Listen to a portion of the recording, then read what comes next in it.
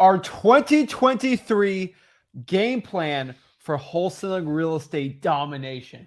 What is up, guys? Zach Ginn here. Rick Zach Ginn here. And in today's video, we're going to break down exactly our 2023 game plan for wholesaling real estate success. And most importantly, how you can dominate your market, destroy your competition, and have the best year ever for wholesaling real estate.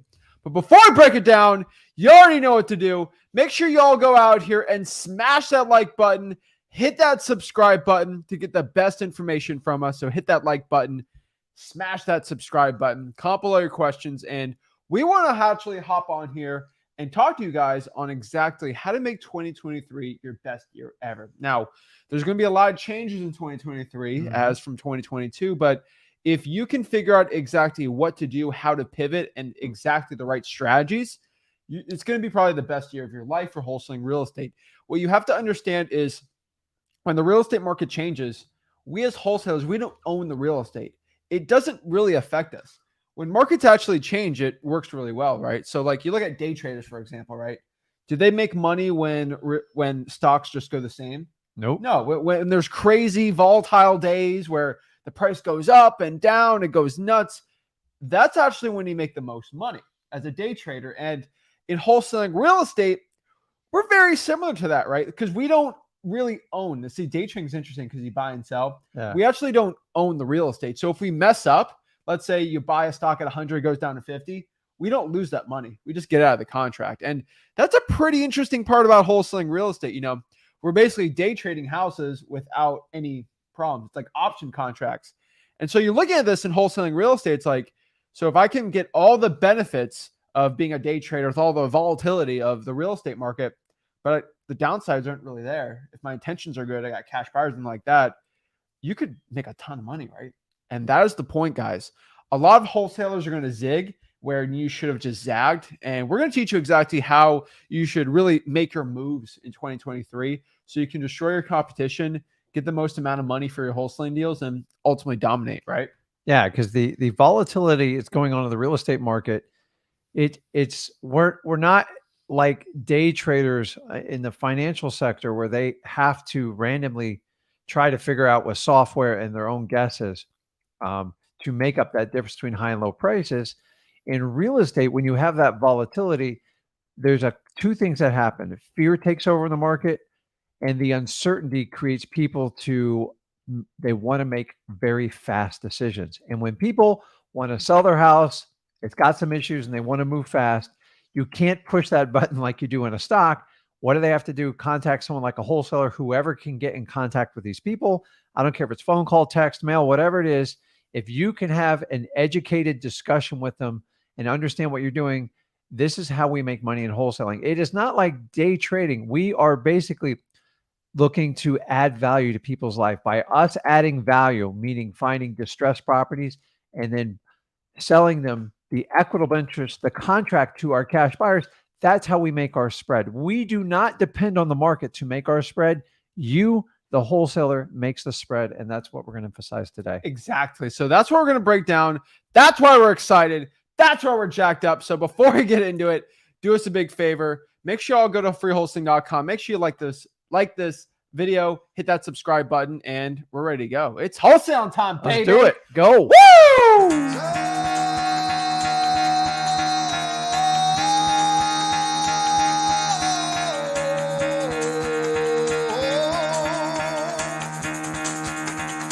Get the fuck out of bed, bitch. Go.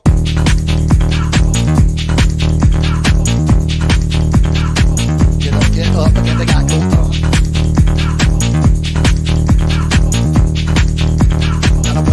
Time to wake up, bitch. Get up. Get up. Get up.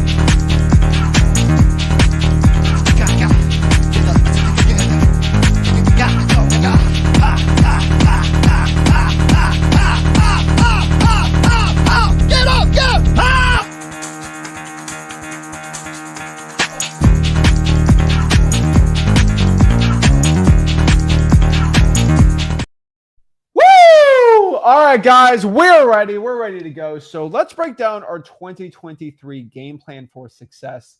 Let's break down exactly how to dominate and everything you need to know. So let's just get in the nitty gritty, guys. Let's get in the important stuff you need to know, and let's break it all down. So let's share the first part here. So the first thing I think we got to understand about 2023 when it comes to dominating in wholesaling real estate is, here's the first part, right?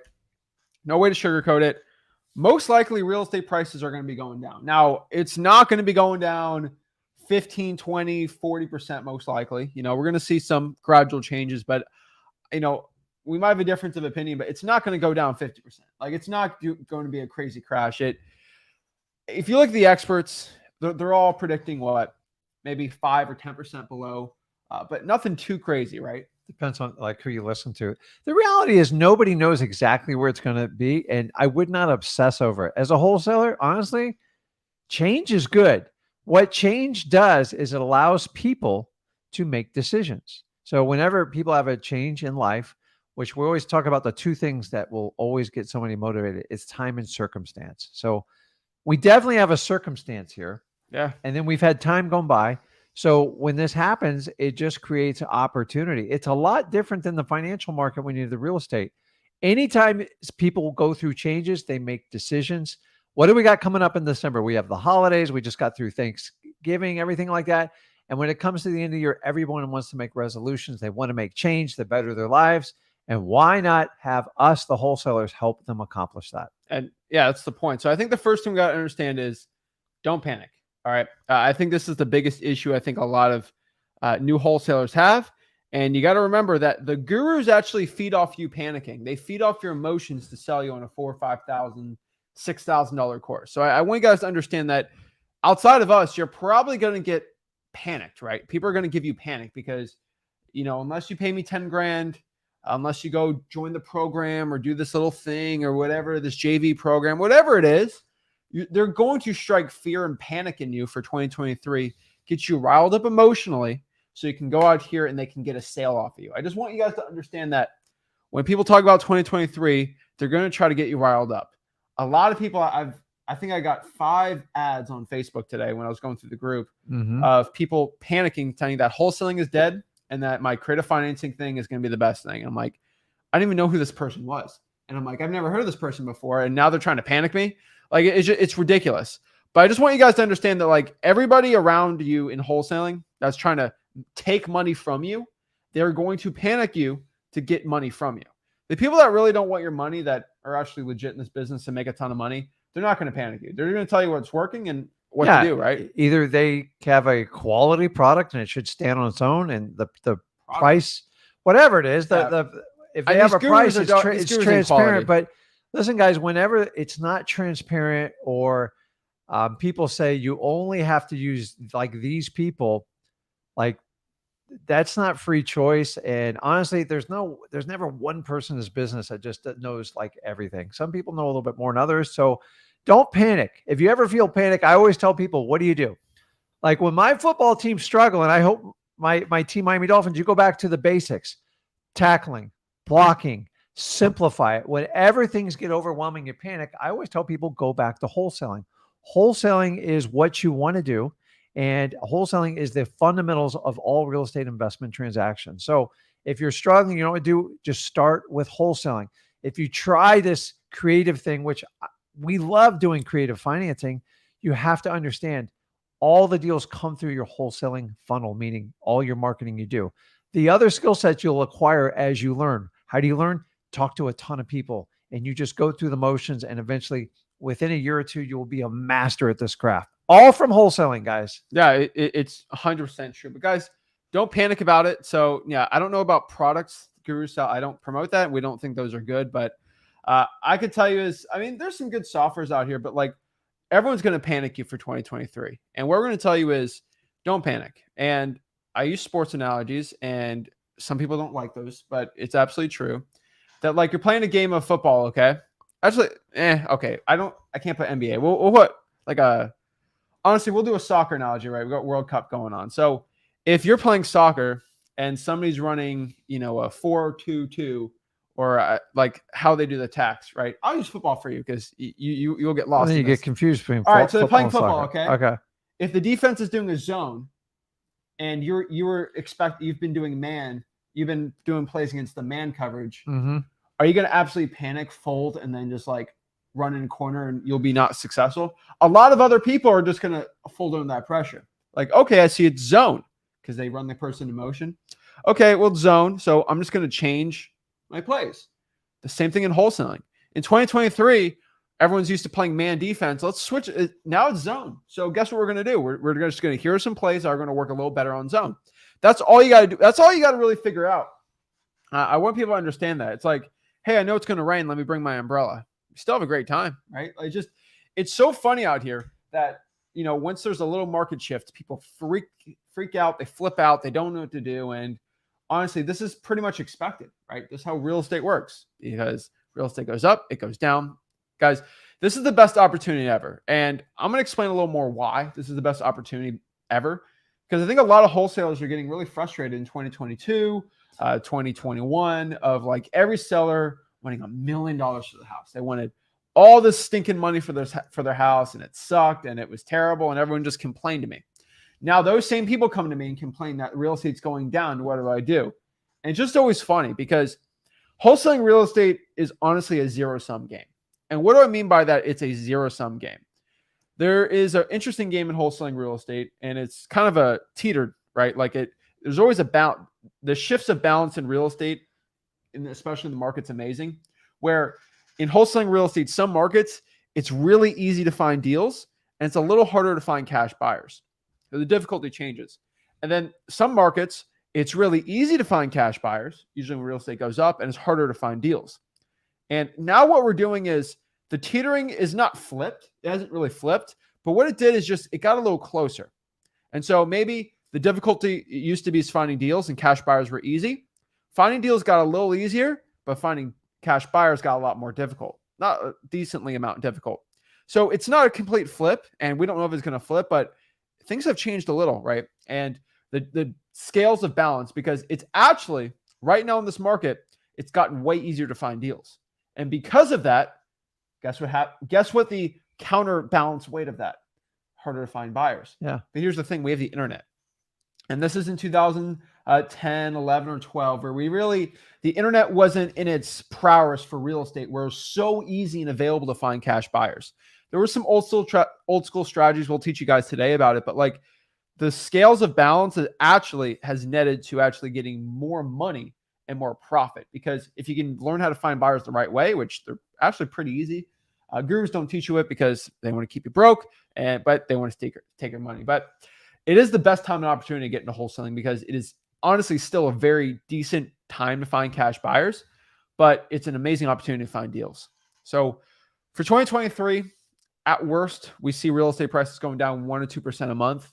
So it might go down, 10%, 12%, might go down 20%. But most experts don't see it going down more than 5 to 10%. And I know you have your own opinions on things, but like, honestly, nobody knows. Yeah. But if it really goes down 10%, it's not going to affect you too much.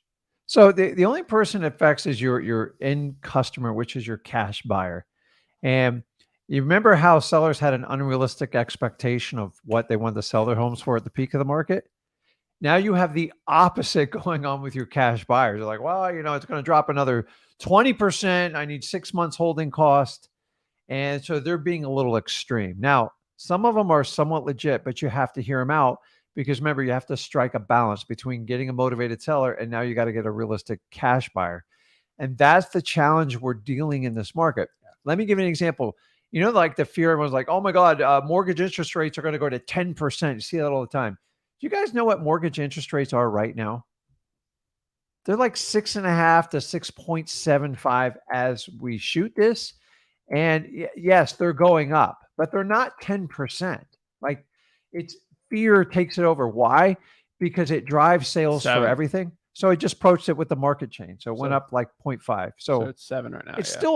It's still slightly below 7. And I'm telling you, like, dude, I used to have like my own mortgages at like 8 and 9%. Now I know the numbers are different, but I'm telling you guys, don't buy into the panic.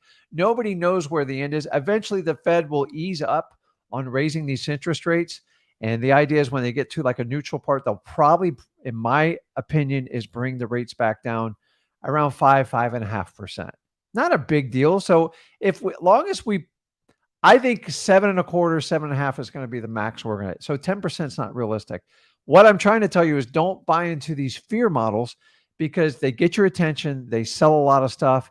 And the reality is your biggest fear in your back of your head rarely ever comes true. The same thing in the real estate market. So when real estate markets are going down, we're talking the 1 to 2%, which it's doing now, is they don't go down forever. How long they're going to go down for?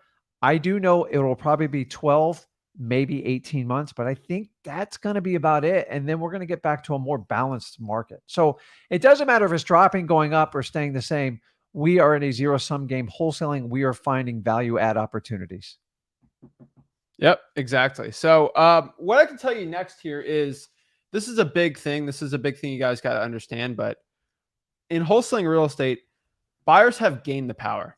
And buyers have gained the power in this market like crazy because back then, buyers really didn't have the power, right? You could really talk smack to your cash buyers and really, say whatever you wanted. But the honest truth is you can't do that anymore. And a lot of gurus and influencers said, treat your cash buyers like trash and run through all of them and don't build the real relationships, right? Yeah, you can't do that anymore. You can't do that anymore, right? Like I've said, the teetering has changed, but you have to treat your cash buyers a lot better. And people have been treating their cash buyers as subhuman for the past couple of years. Like employees. It's crazy. Well, not like employees, but they've been treating them pretty bad, right? Yeah. Okay, I'll bid it up with the next guy. And for cash buyers right now, you have to treat them like you're treating your sellers. And what I mean by this, it's always a good thing to do is to treat your cash buyers like human beings. That's always a nice thing to do. Yeah. But treat your cash buyers like sellers. And what do I mean by that? What I mean by that is you follow up with your sellers. You actually build a real relationship with them. And this is the weirdest part. You actually care about them. You actually care about what they think, what they say, their motivations, what their goals are for things. And once you build that relationship, when you send over a deal, they're going to be like, more likely to actually want to buy the deal from you, right? Yep. And it happens. It's crazy. Guys, you got to take care of the cash buyer. Honestly, you should have never been blowing them off and treating them like that to begin with. And if you have, you're going to have to fix it. But if you're just getting started in wholesaling, the cash buyer is your ultimate customer. I know you can't do it without the motivated teller, but you need to understand that. So yeah, you got to hop off. Yeah, I'm going to hop off for a few minutes. I'll take care of something. I'll be right back. I think you got to sign something. We got some notary stuff we have to get going today. And as you know, with notaries, they like to come up here and they like to be like, okay, you know what? This is the only time we can go. And so he's got to hop off real quick, get some things signed. Rental property drama. I'll tell you that. All right. I think we're getting 4 or 5 roofs put on. And so we got all the notaries lined up for it. So it's a mess, but all right, Rick will be on probably 30 minutes. So he'll be back on, don't worry. But one thing I can tell you guys again is treat your buyers like sellers. And once you start building relationships with them, actually caring what they have to say, caring exactly what their goals are, and really following up with them, you will actually make a lot more money. And, Kay's got a good one here, treat everyone nice, right? And I think so many people treat their cash buyers like, I'll just bid it up. We'll just bid up with the next buyer. The other buyers can buy this. Guys, treat them like real human beings. And when a lot of people say, my cash buyers won't buy my deals, and I ask why they won't buy the deal, well, they're going to say, no, it's not, the prices don't work. It's not good. But if you build that relationship, they'll explain to you why it doesn't work. And maybe the next time when you got a tight deal, they actually take it. And kind of like Rick was saying, cash buyers are, quote unquote, they're pretty much like customers, right? Because we are in the business of not selling real estate, right? We actually sell contracts to buy real estate. And who is buying our contracts? The cash buyers. So if you treat them like trash, it ain't going to do well. Now, some businesses where there's limited edition. So, you think of Supreme, right? You think of all the Supreme hype beast guys, right? They'd be like, okay, we're selling it this time. We got 200. Go in line. We'll sell to the first 200. Whatever. No care, right? And then you might go to another place where they treat you like a superstar and they try to sell you and do all this crazy. Supreme doesn't do that. The demand's high enough for them, right? But when you got another place that they're trying to sell you really nicely and they got salesmanship and all this stuff, right? It's a little different, like buying a suit, like a luxury suit or something, right? So you got to treat your buyers like your sellers and just treat them with dignity, respect, know their goals, know their relationship, and still be firm with them, right? Like you can't let a buyer run over you, right? You can't let a seller run over you. These rules still stay tried and true for 2023, but it is true that buyers have gained a lot more power. And if you treat them like regular human beings, you're going to be fine, right? The next part here is like I've said before, but there will be more deals. And what do I mean by there will be more deals? What I mean by this is in wholesaling real estate, there's actually going to be a lot more motivated sellers out here because especially with things going down, with the prices going down, more people are going to panic. And if they got their ugly houses, or most likely just want to sell it now before it loses more value. And this is going to lead to a lot more contracts being written. There's going to be a lot more deals being done, which means if you have the buyers already set up, you're actually going to sell more deals than ever. And this is why I've been telling everyone, keep the buyers going, keep it going, keep it going, keep it going, keep it going. But hey, some people don't want to do that. And that's okay, right? But I just want everyone to understand that there's going to be more deals. And to understand there's going to be more deals, this leads us to the next point here, which we're only going to want to deal with actual motivated sellers. We're only going to want to deal with people that are actually motivated, actually people that need to sell the property, people that want to sell the property and need to. They actually have a real motivation for it. I think a lot of wholesalers out here, they don't have, a lot of wholesalers out here will talk to a seller and the motivation's not really there. You're going to be wasting your time. And that time can be spent with cash buyers. That time can be spent with offering more sellers and dealing with actual people that want to sell the property, right? If you want to dominate in 2023, you are going to have to care more about your buyers, spend more time with your buyers, deal with only motivated leads, right? Understand the opportunity that you have. And so I think, I would say probably like here, I would probably put at least 25% more time into finding buyers. And maybe you're not taking that away from your marketing to a point, but you just got to get more efficient with it, right? If you spend about 25% more time with your cash buyers, following up, talking to them, doing things like that, it's going to be very important. So figure out if you're spending 4 hours a week last year on cash buyers, I'd probably up that to 5. And the reason why, and is just because cash buyers do have a lot more power. Because it is easier to find deals, I would probably spend more time in this. And this is not an excuse to find cash buyers first and then the deal. I think everybody still should find the deal first and then the cash buyer. But hey, to each their own, right? But really got to figure it out exactly the which way you want to do it the right way. But I would probably spend more time with cash buyers. Next part here is just creating your LAO. And what is your LAO, right? Rick talked about this the other day, and this is a huge one. But a lot of wholesalers care about their MAO. That is the only thing that they ever focus on. That is the only thing they ever care about. And they calculate it to a T. They get it. They do it to the decimal, to the exact penny, how much their MAO is going to be. And they pretend that they are perfect on their comps and no one else can do it. And their MAO is $102,267.47. And then, to the fourth power squared on a 0.0 penny, and they think no cash buyer will. Guys, it's so stupid. Okay, it's like creating an MAO for a pound of cheese at the grocery store. All right, the pound of cheese, the MAO, the most I'm going to sell this cheese for is $3 for a pound of Swiss cheddar. And maybe at Kroger it's $3.50, but like I go to Walmart it's $2.50, and then I go to like Whole Foods and it's $5. Like, it's the same piece of cheese, but someone at Whole Foods is going to pay $5 for it. Someone at Walmart's paying $2.50, and someone at another store is paying $3.50 for it. It's like, but I thought my MAO was $2.50. Well, someone at Whole Foods just bought it more, but someone at Walmart bought it lower. You don't know how much the property is going to sell for. You actually don't know what the MAO is. The point of the MAO is really, honestly, just to shoot a best guesstimate of what to offer. And so you guys out here that are doing perfect calculations for every single property, it's not true. And I hate to say this, but for most wholesalers, if you just make an LAO and just offer and then really negotiate the best price possible, it's going to be best. And what is LAO? But LAO is the least allowable offer.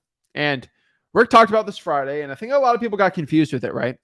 I had one guy yesterday say his LAO is 50% of what the thing's worth, and I probably would not put that there, right? My definition for LAO is honestly 20% of the MAO. So let's kind of do a calculation here, right? And I think LAO is different for everybody, But really, we're going to look at this and you can see it. So if my MAO for a property is 250 grand, I'm just going to multiply that by 0.8, and that's probably going to be my LAO.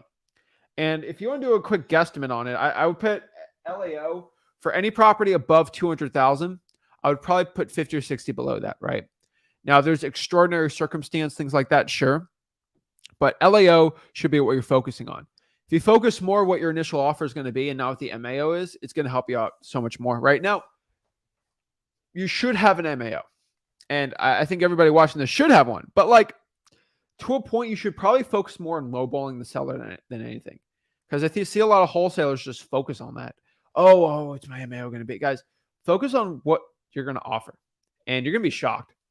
Now, you guys see me do my live cold calling. You see me go out here and get $80,000, $90,000, $100,000 price reductions because I could care less what the MAO is, or I could care less about exactly what the listing price is.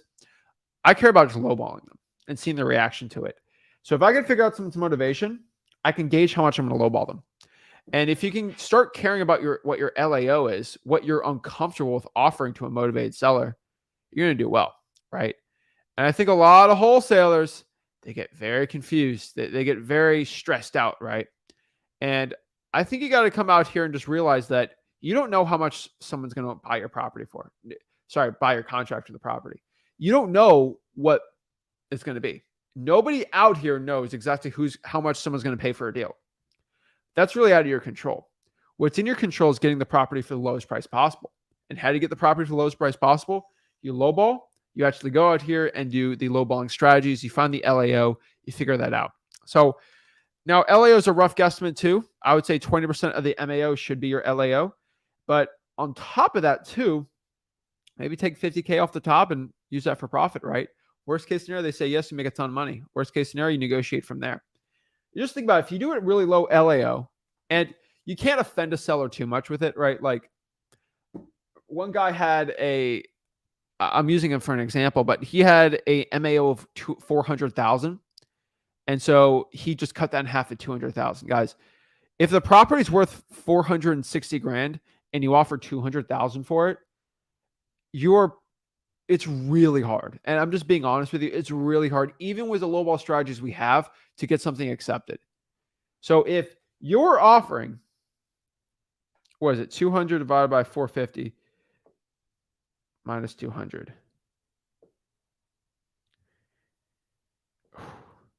If you're offering 44 cents on the dollar of what the thing's actually worth, like worth to a cash buyer, it's like you're going to get laughed out and you're really going to burn your relationships. And I talked to even more people yesterday, right? And that's why I like doing my one-on-ones. I like having kind of a touch and feel in the market.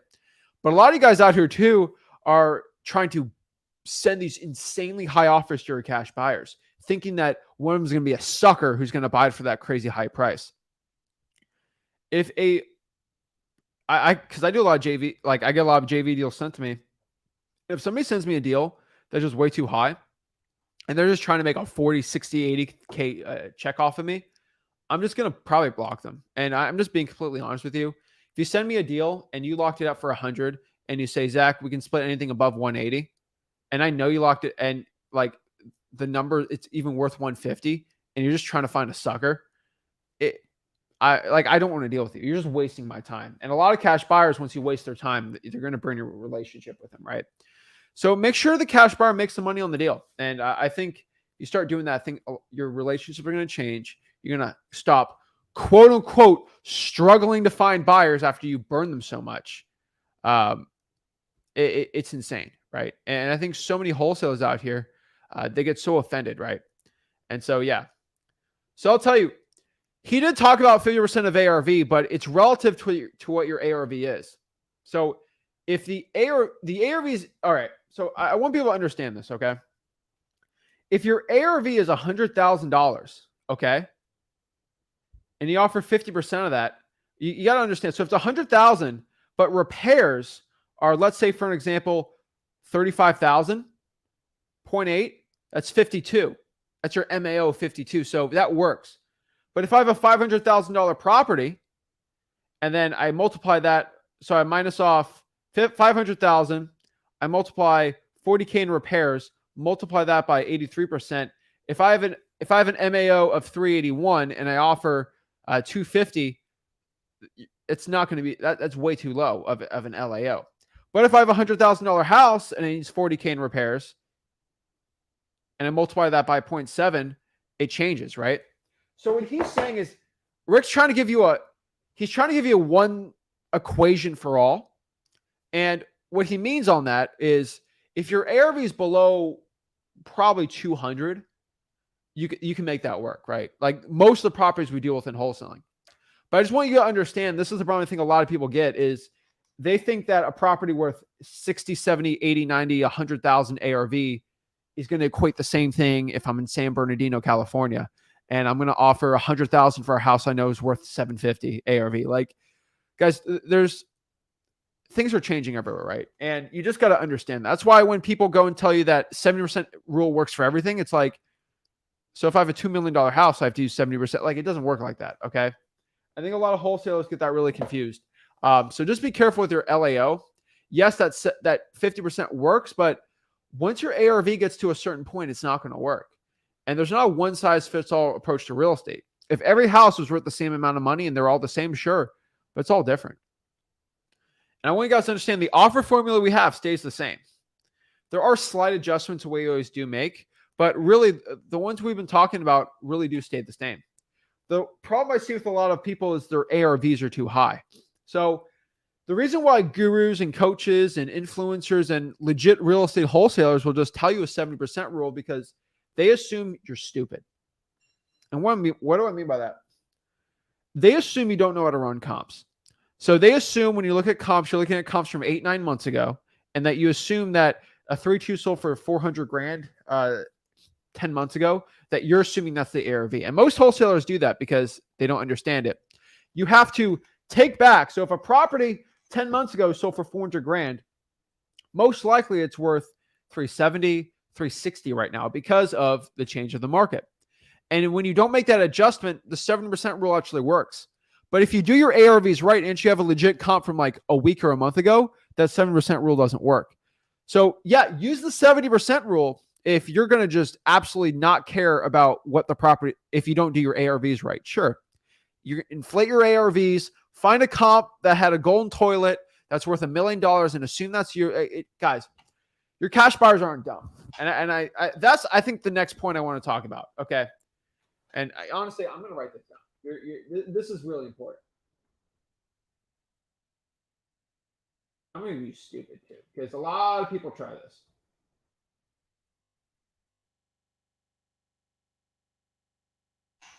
Your cash buyers aren't stupid. And I want you guys to understand that. Your cash buyers aren't dummies. All right.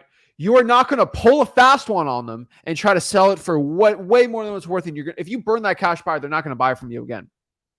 I think everybody understands that. So if you find a comp and you're looking at a crazy high comp and you skip all the bad comps because you want to make yourself feel good that the property's worth, guys, the value of something, the free market in capitalism does not care about how you feel about a price. They care about what the numbers are and what the facts are on the deal. So you might be only looking at the high comps and the cash buyer might be only looking at the low comps. There's always an in-between, right? And if you think your cash buyers are stupid and they're not going to see the low comp, you're screwed, okay? I think so many wholesalers, they feel like they're going to pull a fast one on their cash buyer. If you do the ARVs the right way that we teach at freelisting.com, you're going to be fine. The only change we're going to see in 2023, if you got a comp from 2 years ago or a year ago, you're going to have to adjust down on it. And if you adjust down, it works well. And the last part here is we just got to focus on the big three for 2023 for finding cash buyers. So I get this all the time. Like, Zach, you're saying I should find cash buyers more. It's more important. What do I do? Like, what do I do? I'm freaking out, Zach. Focus on the big three, right? And the big three for 2023 for finding cash buyers, for 80% of the cash buyers out, I would say 80% of all cash buyers you can find from the big three strategies, okay? Big three is finding cash buyers on Facebook, finding cash buyers on the cash sales. It's theoretically all of them, technically. And then cash buyers for the 4 rents. The only one the big three doesn't associate for are the new cash buyers. But really, you want to deal with cash buyers that actually bought properties before. So really, most of them are going to be on here. Facebook groups, you can scrub emails. You can actually scrub out here on Facebook groups and actually find people that are saying they're cash buyers and vet them from there. Cash sales, if anybody bought a property for cash, call them up. There's a lot of cash buyers there. And then for rents. And obviously the for rents are going to find the landlord buyers. Cash sales can find flippers. You use like listRA.com or ZachData.com. You can actually find the flippers tab. Then Facebook groups are from there. But guys, that is my plan for 2023. Me and Rick are doing that in our own business. So we put the money where our mouth is, right? Like, this is what we're doing. Now, I would probably say it's not an insane switch of what we've done previously, right? I don't think it's going to be this insane difference. But honestly, that's what we're doing. And once you start looking at your wholesaling real estate business like this, that like, hey, I probably should market more. I should talk to cash buyers more. And I should probably just increase the volume for everything. Start making an upward spiral in your life. And an upward spiral, which I've been talking about since Tuesday for you guys, is just start doing the things, do one action, and it's going to lead to even better action. So just calling more will lead you to doing more deals. And what I mean by this, the more times you cold call will lead you to getting more leads. And once you get more leads, you're going to be able to give more offers. And once you're able to give more offers, that's going to lead you to more contracts. More contracts, you can actually use that to sell them to cash buyers more, because you can get cash buyers from your contracts by using that as collateral to actually attract them into your funnel for cash buyers. Then you're able to sell more deals to cash buyers, which are going to make you do more deals. So doing that one little thing is going to change everything for you. And it's going to lead you to more leads, more offers, more deals, more contracts, more cash buyers, more money in your bank account. So guys, do the upward spiral for wholesaling real estate. I promise you, it's going to change everything. And it's going to lead you to become as successful as possible in wholesaling houses and in wholesaling real estate. I think so many wholesalers, they truly believe that this is the end of the world. Everything's ending. You have to do this thing or whatever. Guys, it's not the case. Every wholesaler and their mom is trying to find money and try to steal money from you. Their little guru window is closing. More people are joining freewholesaling.com. More people are learning wholesaling for free. More people are not. They go on these little discovery calls, and then they hear the price, and then they say, well, I'm just going to learn Zach for free. And then they're losing a lot more money. These gurus, they're losing so much stinking money, and they're panicking. And what they're trying to do is they're trying to panic you even more. They're trying to hoard as much money as they can, because they know probably in 3 or 4 years, our following is going to grow even more, which means more people are just going to learn wholesaling is free. Wholesale, I hope you know, every guru is trying to suppress freewholesaling.com from you. Because once they know you go into freewholesaling.com, why are you going to go anywhere else, right? And it's sort of like being colorblind. That's the way that's the best analogy for it. Freewholesaling.com is just showing you these glasses that will show you color for the first time. The gurus don't want you to have those glasses because they sell everything in black and white. And if they figure out that there's a lot more to the world than doing the broke guru methods, it's crazy, right? Oh, I can't sell. Once I give out all the information for free, how am I going to charge you 12, 14, 15 grand to learn wholesaling for free? Or to learn wholesaling when Zach can teach it for free? And if you can use that 15 grand you're going to spend on guru on your own marketing, it's going to skyrocket you to success. And I think so many wholesalers get so stressed out and worried and all this. Like, guys, these gurus only got about 3 or 4 years left, and then they're kaput. They're done. And a lot of them are already, they're older, so they're okay with that, and they'll retire. I've seen a lot of gurus actually retired this year, which is very nice. But what I can tell you guys is these gurus they got about 3 or 4 years. And I've said some things that very upsetted them. One thing I said this year that really, I said this recently, and this has really put a lot of stir with people getting very upset with me. But a lot of these gurus are actually, I don't know how to say this the right way, but they have bosses. And that's all I can say. Like, a lot of these people, like, they have like all these partners and people that tell them what to do and all these things. So like, I've said it before and I've said it again. I've gotten offered a lot of times to go on TV shows. A lot. Okay. I get a lot of offers because me and Rick, somehow we work very well together and we're kind of fun together when we go. You guys see our vlogs. It's always a fun time with us, right? And we actually make a lot of money in real estate. We've been offered from 3 TV networks, I believe. to do TV shows. And every single time they try to negotiate with us, and I didn't sign an NDA. This is the best part. I didn't sign an NDA. They didn't make me sign an NDA because I refused to. They always offered us great TV spots, all this stuff. It's great, right? It's Florida, all this stuff. I got offered 3 times. I got emails. I could show you all the things, right? Production companies, TV networks, all this stuff. And every single time it comes down to getting ready for it, right? Because you already know I only work 5, 6, 7, 8 hours a week, so I could do a TV show all day. There's always a little thing on there that says, we are going to control your social media, and we can tell you what and what you can't say.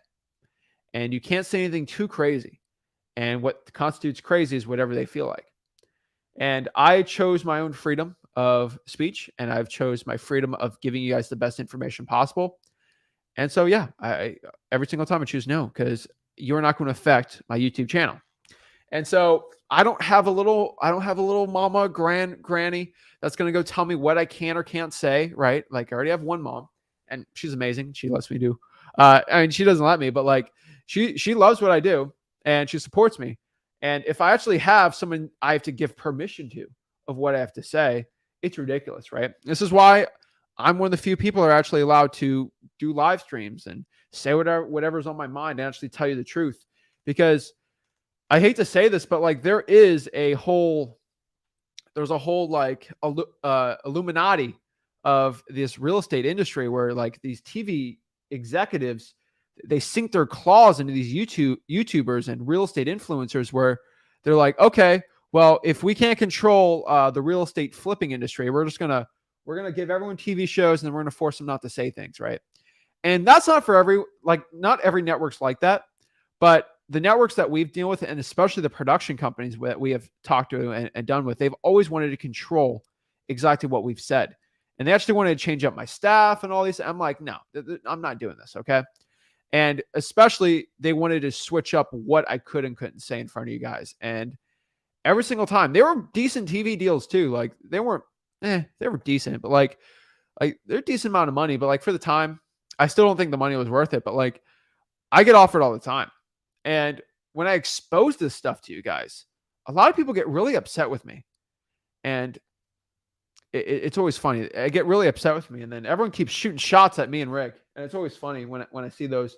But like, I just tell you guys what the truth is.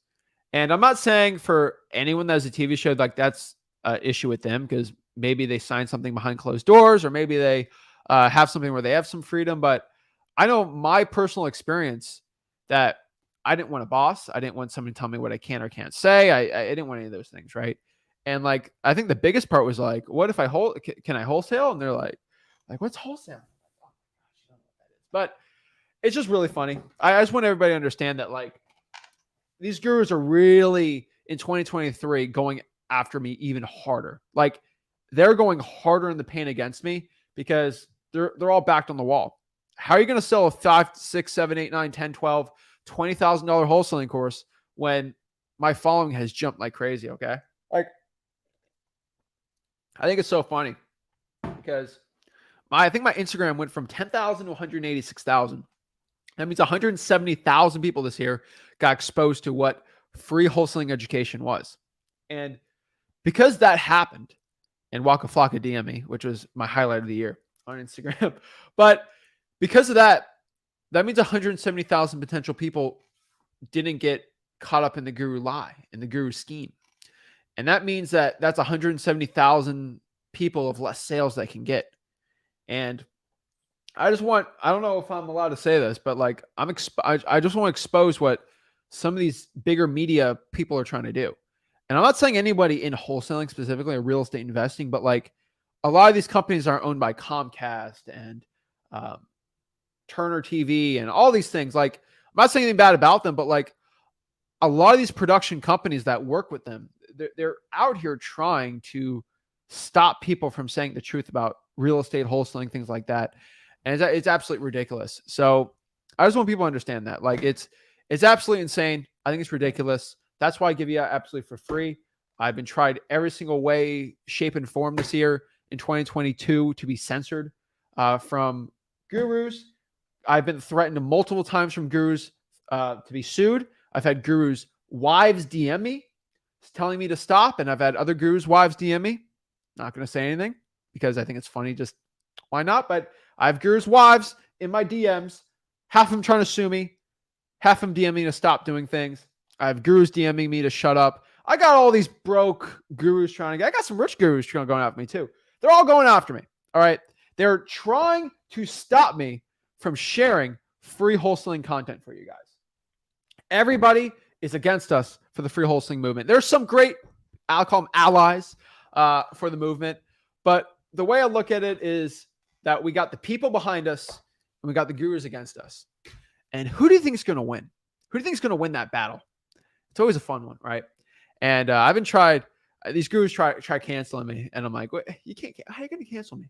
It's just so funny. But guys, this is why it's essential for you guys to go out here and start making a ton of money and just showing.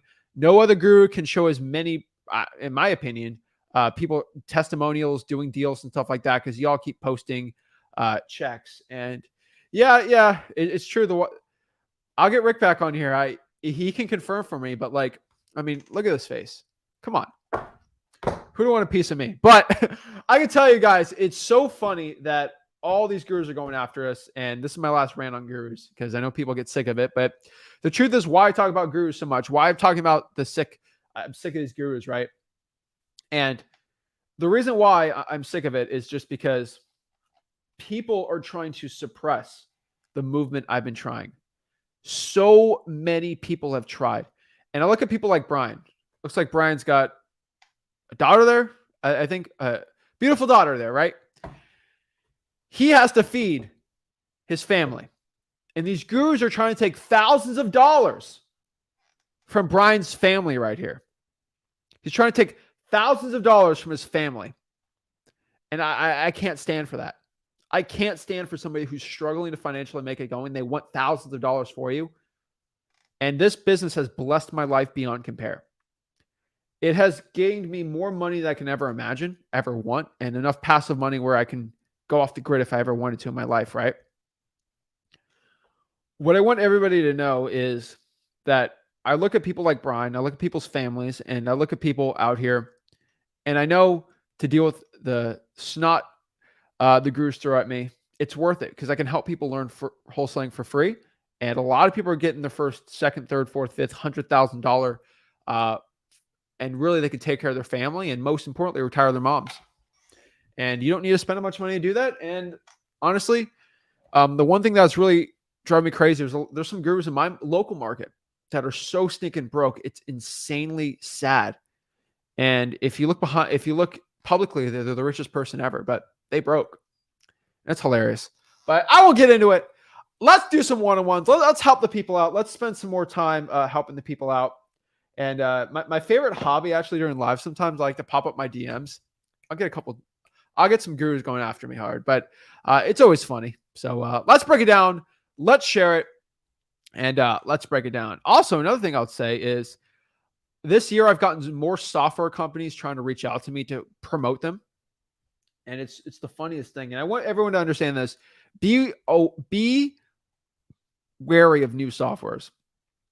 And what I mean by this, a lot of these software companies are starting to pop out in wholesaling real estate. And I'll expose this one thing too, because I like exposing things.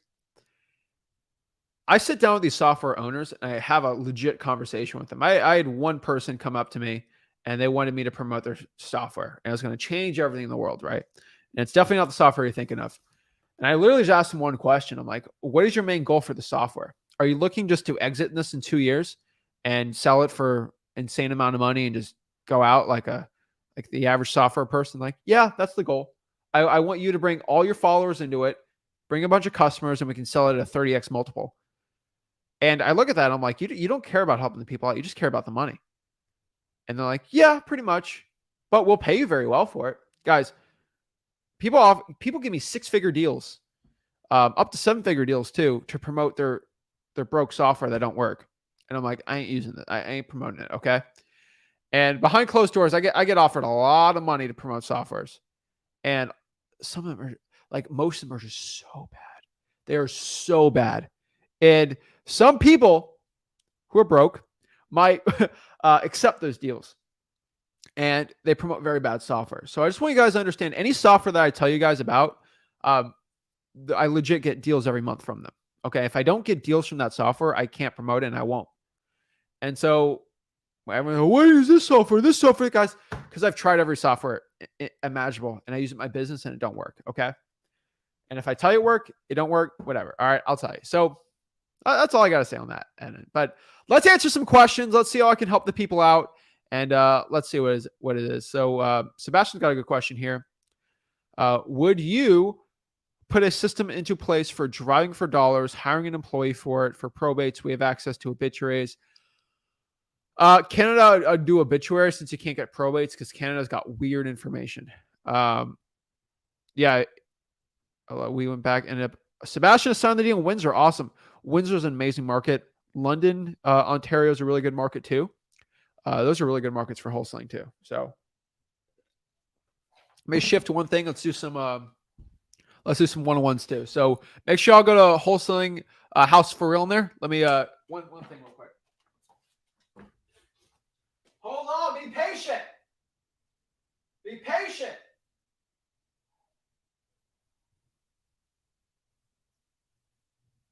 All right. Thank y'all for your patience. All right. Let's yeah, you can wholesale in Canada.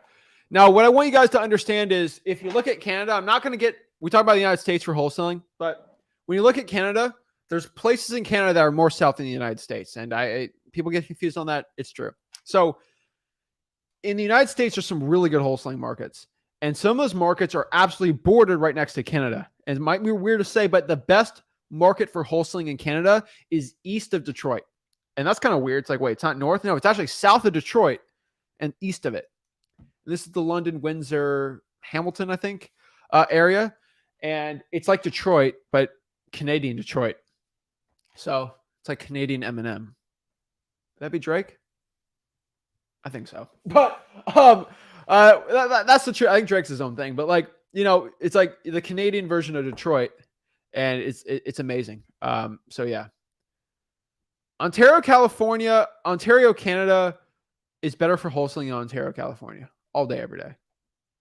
I'm just being honest with you guys. I know a lot of Canadians wholesaling. It works out really well. So let's go here and let's start breaking everything down. So if you want to talk to me absolutely for free one-on-one, just go to Wholesaling House for Real. I'll show you right now how to hop on there. So here's the Facebook group. Click here on featured. This is Zach Ginn. I featured it. So click that. Hop on. It will show a StreamYard link. You can hop on the StreamYard link. Talk to me for free. Absolutely one-on-one. So that is it. Let's break it down and let's do some one-on-one calls. So first here we got Rich. I missed him. Yo, can you hear me? Up? Yo, can you hear me, bro?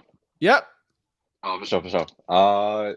Just got a couple questions, man. About cold calling, but the first one is, so for code violations, I pulled that list about like a few weeks ago. So like they're kind of outdated now. So overall, they're 60 to 120 days old. Are those still good, or do you recommend me refreshing, pulling the list again? I'd pull it again, but I'd still keep the ones you have there still open. Okay, and then do I just attack all of them, or attack like attack all the open ones? Okay, for sure. And then for cold calling, so when they don't pick up or they kind of like hang up, when do you suggest me calling them back? I heard you say something like recalling the list like a month later. Yeah, if they don't answer, recall the list a month later, that the ones that didn't answer. So I would have an Excel sheet so you can track which ones do it and which don't.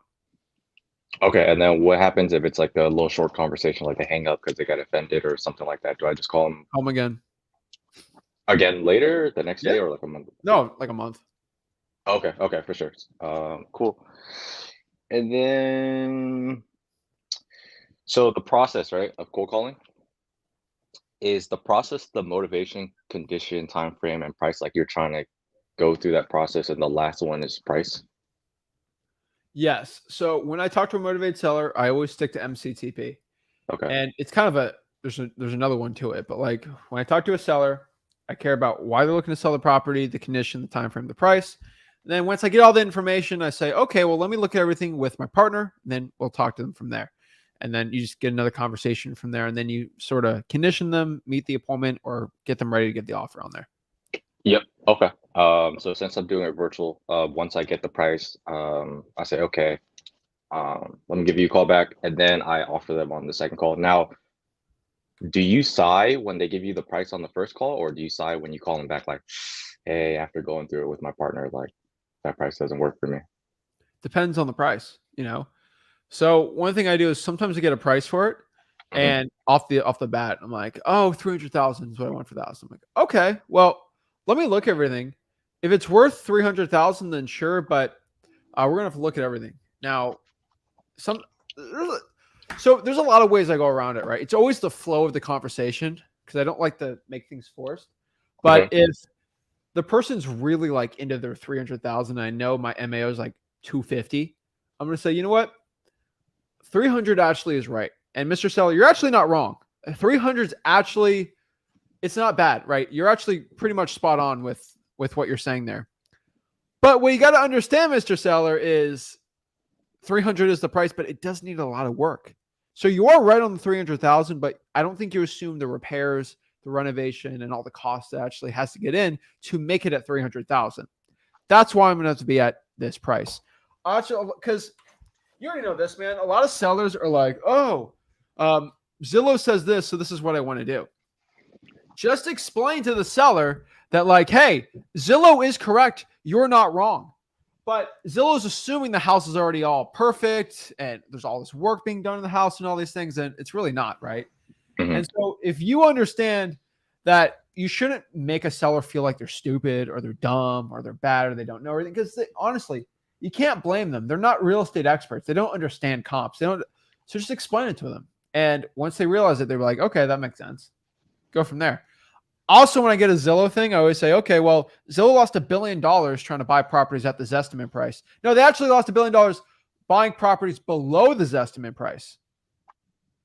And they lost $1 billion. So any real person looking to buy the house will not be able to. And pull up your articles if you want to do it, because like it's absolutely true. For sure. Okay, that makes sense. And then when it's time for the contract, are you reading the contract to them as well, or are you just letting them sign it? So when it comes to the contract, I just give it to them. Like I don't read it over to them. Unless they have questions. Like, is this virtual or in person? This is virtual. So virtual, I stay on the phone with them. And you just be quiet, and if they have any questions, they just ask. Kind of. So what I mean is like, hey, Mr. Seller, what I'm going to do is, can I have your email? I'm sending you over the agreement. And then let me know when it's signed or if you have any questions, or just let me know. I'm going to stay on the phone till we get it done, just in case you have any questions. Okay.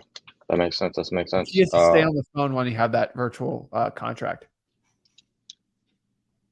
I cannot tell you how many people come up to me and say, Zach, I sent the contract virtual, I hung up, and they never signed it, and I lost the deal. It's like, because you didn't stay on the phone. I don't want that. Don't want that. No. Okay. And then this is gonna be the last one for me. So just to kind of confirm, because I kind of come from the sales world. So the sales process essentially is the MCTP, is the motivation, condition, time frame, price, and then within that you're building rapport. You just gotta get some information, and then you go from there. I want you guys to understand that I don't look at this as sales. Sure. And because it's really not. Like, I wish I could tell you you're selling something, but you're really not selling something. Either it fits or it doesn't. A lot of sales is trying to sell something to somebody that maybe they don't need it, but maybe they want to, or possibly. But just, hey, if you want to sell it, you can sell it, right? The no pressures, I hate to call it sales tactic, is the best one, because it makes people feel comfortable, and it's what you can sleep the best knowing, right? So I always do that. Hey, if you want to sell it, I'm looking to buy it. You don't want to sell it, I'll go to the next person. Yeah, you're never going to make them sell it. No. So either like they want to sell it and they have some sort of motivating condition, and then if you find that right one, then you're just really walking them through a process. And if you build good rapport and you don't piss them off, they'll do a deal with you. That where the wholesalers that struggle is they're trying to convince people to sell in their house. Dude, that it doesn't work. Either they're ready to sell it, or they're not. You will never convince someone to try to sell it. Realtors do that. And how do they try to convince them? What's the one motivating factor that they get people to sell when a realtor goes and meets with people? I'm not sure. Crazy list price, right? Yeah. They yeah. get into their greed factor. We can't do that. We do not have that tool in our arsenal. It's actually the complete opposite. So the biggest thing you can understand as starting out is you got to spend your time homing in and finding them with the right list, using government list, high motivation list. And then from there, it's just confidently going through and doing a presentation. And it's mostly about yourself. And here's the secret. If you're yourself, you turn your scripts into conversations, it's easy to do business with you. And that's been my secret over 20 years. That's his secret. And that's one we're passing along to you. Okay, for sure. Makes sense, man. Thank you. Appreciate it. All right. Any other questions? No, just I guess a real quick one with the script. So when you're calling like water shutoffs or really any list, can you come from the aspect of, hey, I purchased a house in the area. I'm essentially calling everyone on the street if they're interested in selling their house. I wouldn't do that unless you legit purchased a house in the area. If you get called to the plate, you're going to lose the deal. So for example, our team does that, right? Like we say, oh, we purchased a house in the area. And they say, we get this, dude. Because the VA will come back and be like, what house did you purchase in the area? And we got to look at Podio and see which one. Right. And then we can give it off the bat.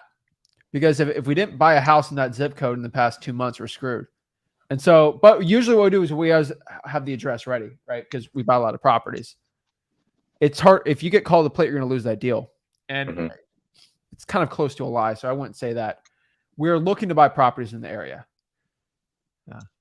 Now, unless your cash buyer did, then you can kind of say that. Me and my partner recently bought a property in the area, but you're going to have the address ready because I've been called out plenty of times and I always have things to back it up. It's just easier to tell the truth because then you don't have to keep track of your lies. Yeah.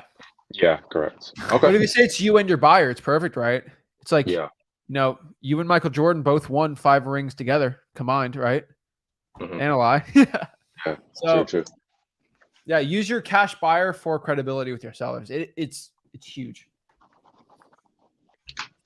Okay, thanks, man. That's pretty much it for now. That really helped me out. All right, let me know if you need help with anything else. All right, brother.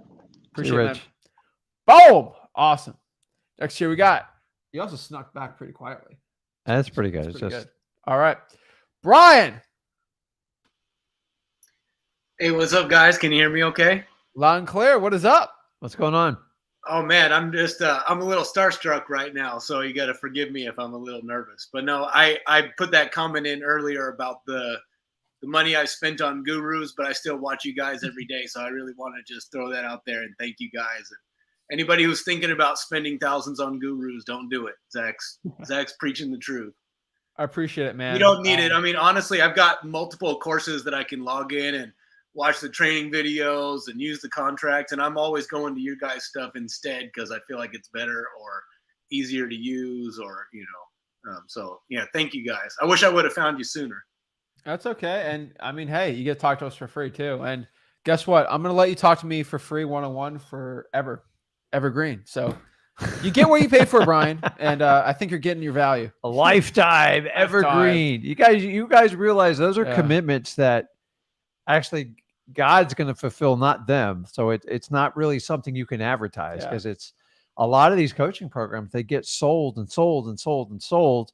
And it's the new flavor of the month of who decides who wants to honor what. People are going to hop on my funeral and be like, I didn't get my one-on-one call. What's going on? I got multiple messages today. And if you guys are sending me this message and you're watching it, it's for you. And I want to help you out. If you message me or Zach and go, listen, how do I work with you guys one-on-one? Number one, we don't do it and we're transparent and honest about it because that's a job and I'm not trading my time for money. Number two, wholesaling is actually simple. If you just follow the procedures and stop trying to filter it that make it fit your personality, it works. I know a lot of people think they're going to tempt me with a one-on-one. I don't want your money. I am truly authentic about that. I don't want it. I'm going to help as many people humanly possibly get excited about wholesaling get going and take action to get their first deal. And then if they want to go on the journey to get their first 100 grand, this is a piece of cake. That's me and Zach's mission. That's what we're going to do. So if you message us hundreds of times thinking like I'll rise to the top, I treat everyone the exact same. If you have $1 billion or you're broke, I'm going to give you the exact same instruction. So how can I help you out, Brian?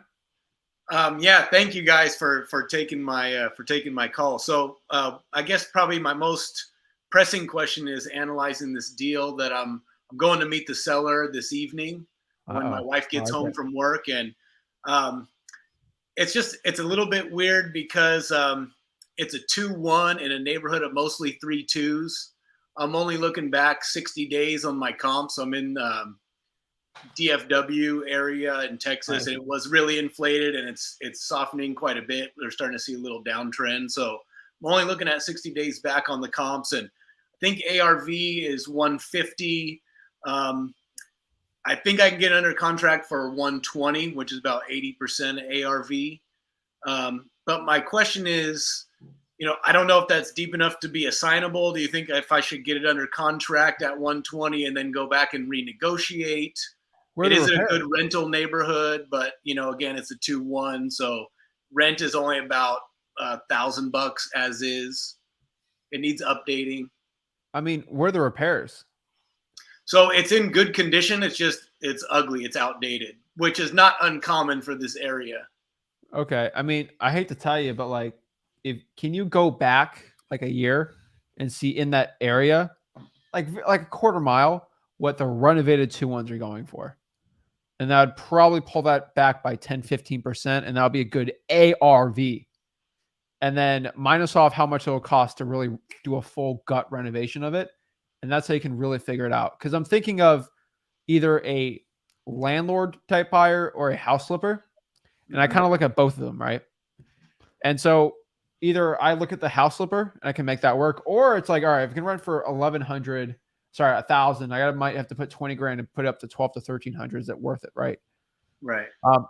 If 150 is the ARV, I mean, 120, if it needs repairs, is probably not going to be the best.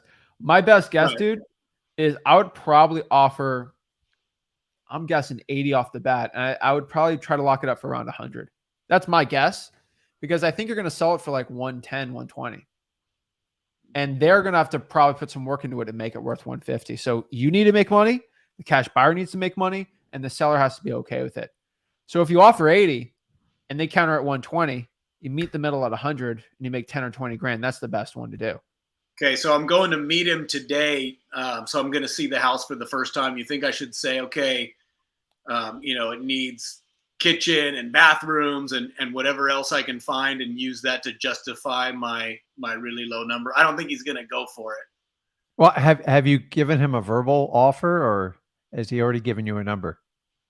So I think I can get under contract at 120 based on our phone call, but I haven't met him yet face to face. He wanted to meet face to face, and it's only about 40 minutes for me. So I was going to go and try and build rapport and look at it, and then use that to kind of negotiate down. Well, Brian, have you conditioned them for a yes or no decision? Yes, he said bring a contract. Okay, good. So what you need to do on this deal, and so you don't sound confident he's going to go for 100, which is, whatever. Let me do this. This is the honest truth of what I'm going to do, because I know it's got to be a little lower. Whatever you see on that house, you're going to be very disappointed. All right. You're going to be a very disappointed person. Going to go there and be like, oh, man, this is a lot more work than I thought. And then you ask him for the price and he says 120 is the price, Brian. Mr. Seller, I was fully prepared to buy this thing for 120 today, but because of X, Y, Z, X to the fourth, whatever, it's going to at least need another 10 or 15,000. I know my partner, Rick, he's a stickler for these things. Like, he is, the cost of everything. He's probably going to, I'm just being honest. He's probably going to come up to me and say, we got to buy this thing for like 85,000. Oh, I never do 85. That's him. He's crazy, right? I mean, what realistically works? This thing needs a lot of renovations. He's stressing out because interest rates are going up. He doesn't want to hold a property that's going to go down. What works for you? You go from there. Whatever you do, you got to be disappointed. And so whatever price he has, make them feel like you're not like scoffing at it, but be like, you know what? I was fully prepared for that price, but because of this, this, and this. I think that's gonna be your best approach. So if I think I can do that. I think I can build rapport, and I think I can execute that. So if he's not willing to get it under contract for say 90-ish, you think I should walk, or should I get it under contract anyways and try and renegotiate? Is it vacant? Yes. Go ahead. So that's good. Because it's vacant, I'm liking this. All right. This makes me a lot more happier. PropStream shows free and clear, though. That doesn't mean anything. Yeah, that doesn't mean anything. I could care less. Okay. So because there's a lockbox on it, that's always good. I like the lockbox. Honestly, thinking about this, I would not go into a contract knowing I'm going to renegotiate on it. There are other things you can do. So, for example, let's say he's stuck at 120. All right. So, no to saying I'm going to lock this up for 120, knowing I have to renegotiate. That's not good. That's not the right thing to do. What something you can do though is he's stuck at 120, stuck at 120, stuck at 120, stuck at 120. I had a hoarder's house that was like this. Said, you know what, Mr. Seller, you can't do anything below that. No. Okay, you know what? We're gonna do 120. But what I need to let you know is because these are very tight for me, I'm gonna have to bring my handyman through. I'm gonna have to bring probably a contractor through. I'm gonna bring my partner through. We're all gonna have to look at this thing with a fine-tooth comb.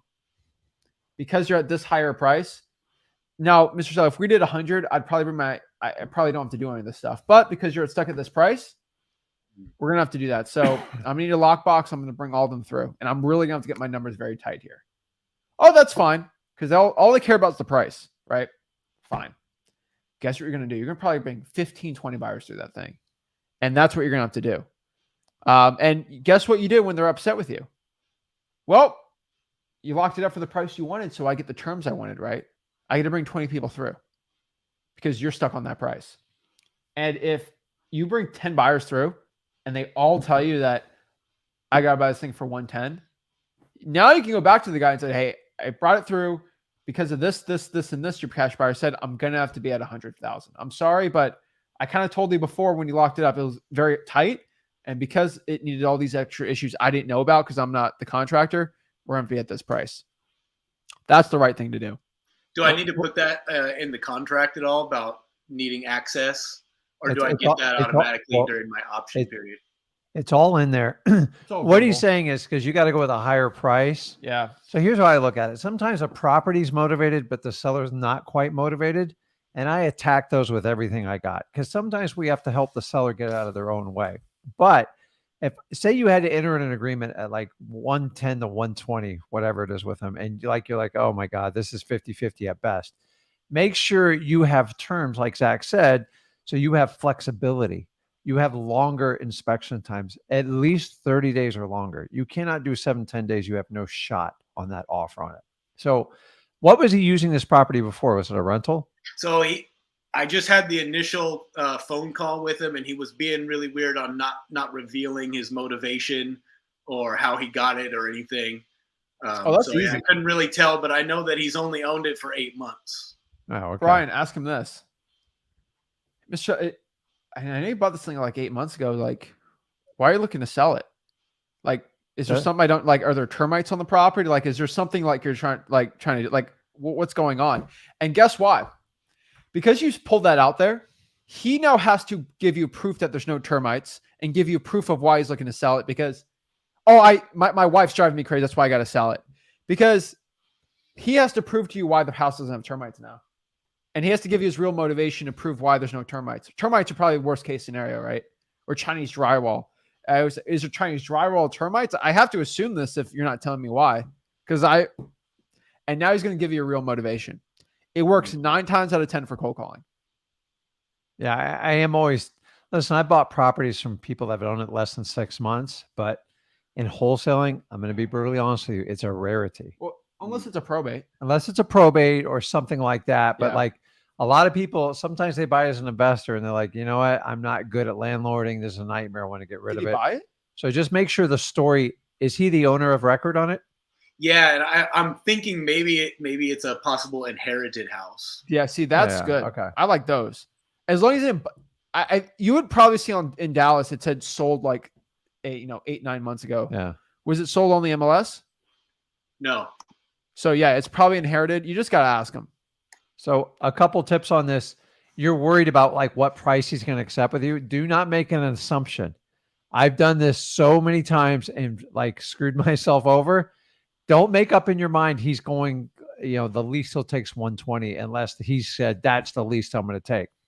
So you have to leave yourself open. That's why I teach you to go for no. To get the yes, you got to go through no to get that counter. Number two, sometimes when you get a property like that and they get stuck on the price and the property's run down like you think it is, I sometimes will use this technique. I don't use a lot, but like I don't see a lot of sellers. It's like, Mr. Seller, I tell you what, you get this place updated and do everything, I'll get you your 120. He's never going to do it. Like, so if you had to spend 10, 15, 25, 30 grand to get it there, go, if you spend that money, I could get you the 120. Is that something you're willing to do? Mhm. I go, well, listen, well, let's just, then I'll just buy it as it is, but here's why I can do that price. And you just kind of keep going back and forth because everybody talks about what you could do, what the potential is for it. The thing is you have to buy it for what it's worth now. You have to ask. Like, Brian, are you a Cowboys fan? I'm not a football guy. I'm sorry. You're not a football guy? All right. I'm from California, so if I had to be a guy, I'd be a Niners fan. All right. Like the closest thing to that is going to be like a lot of people in Dallas like the Cowboys. So letting you know, a lot of your sellers are going to like the Cowboys. So I just checked the Cowboys scores. It helps a lot. I have a lot of sellers that are Cowboys fans in Florida here. You watch a game or you look at something and like you're expecting a result, but a lot of times by you doing it, something crazy happens in the other end, right? So like, for example, I've had deals where the sellers wanted so much stinking money for the house over the phone. I go in person, I get the thing locked up for 60% of that because what they said over the phone is completely different than in person, right? Yeah, especially when you get you there. don't know.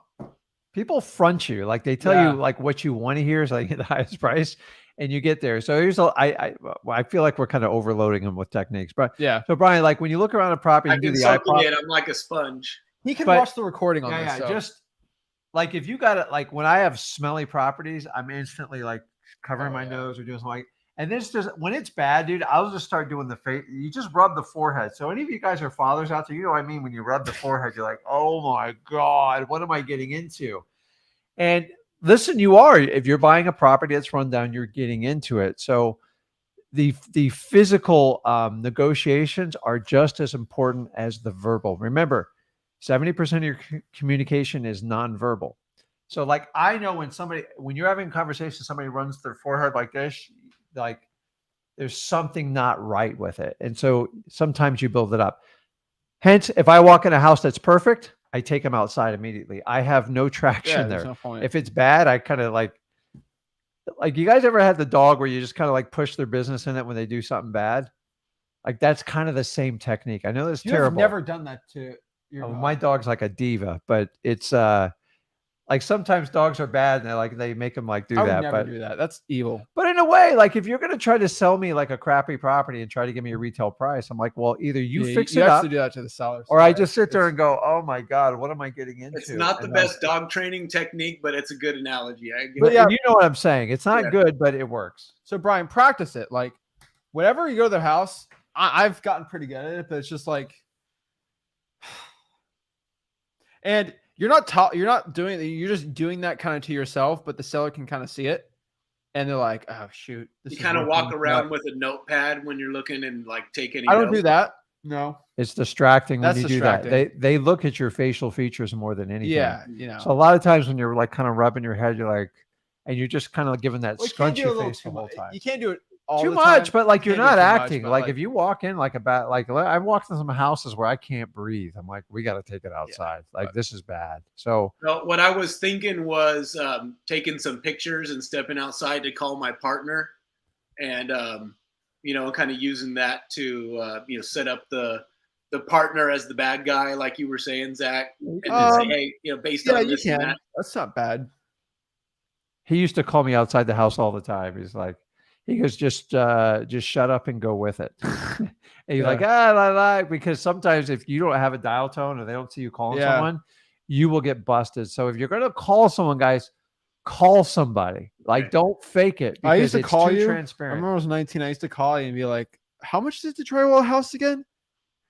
Yeah, he's just I like, used to like, you're like, "Wait, what?" I'm like, is Chinese just go with it. drywall a big deal?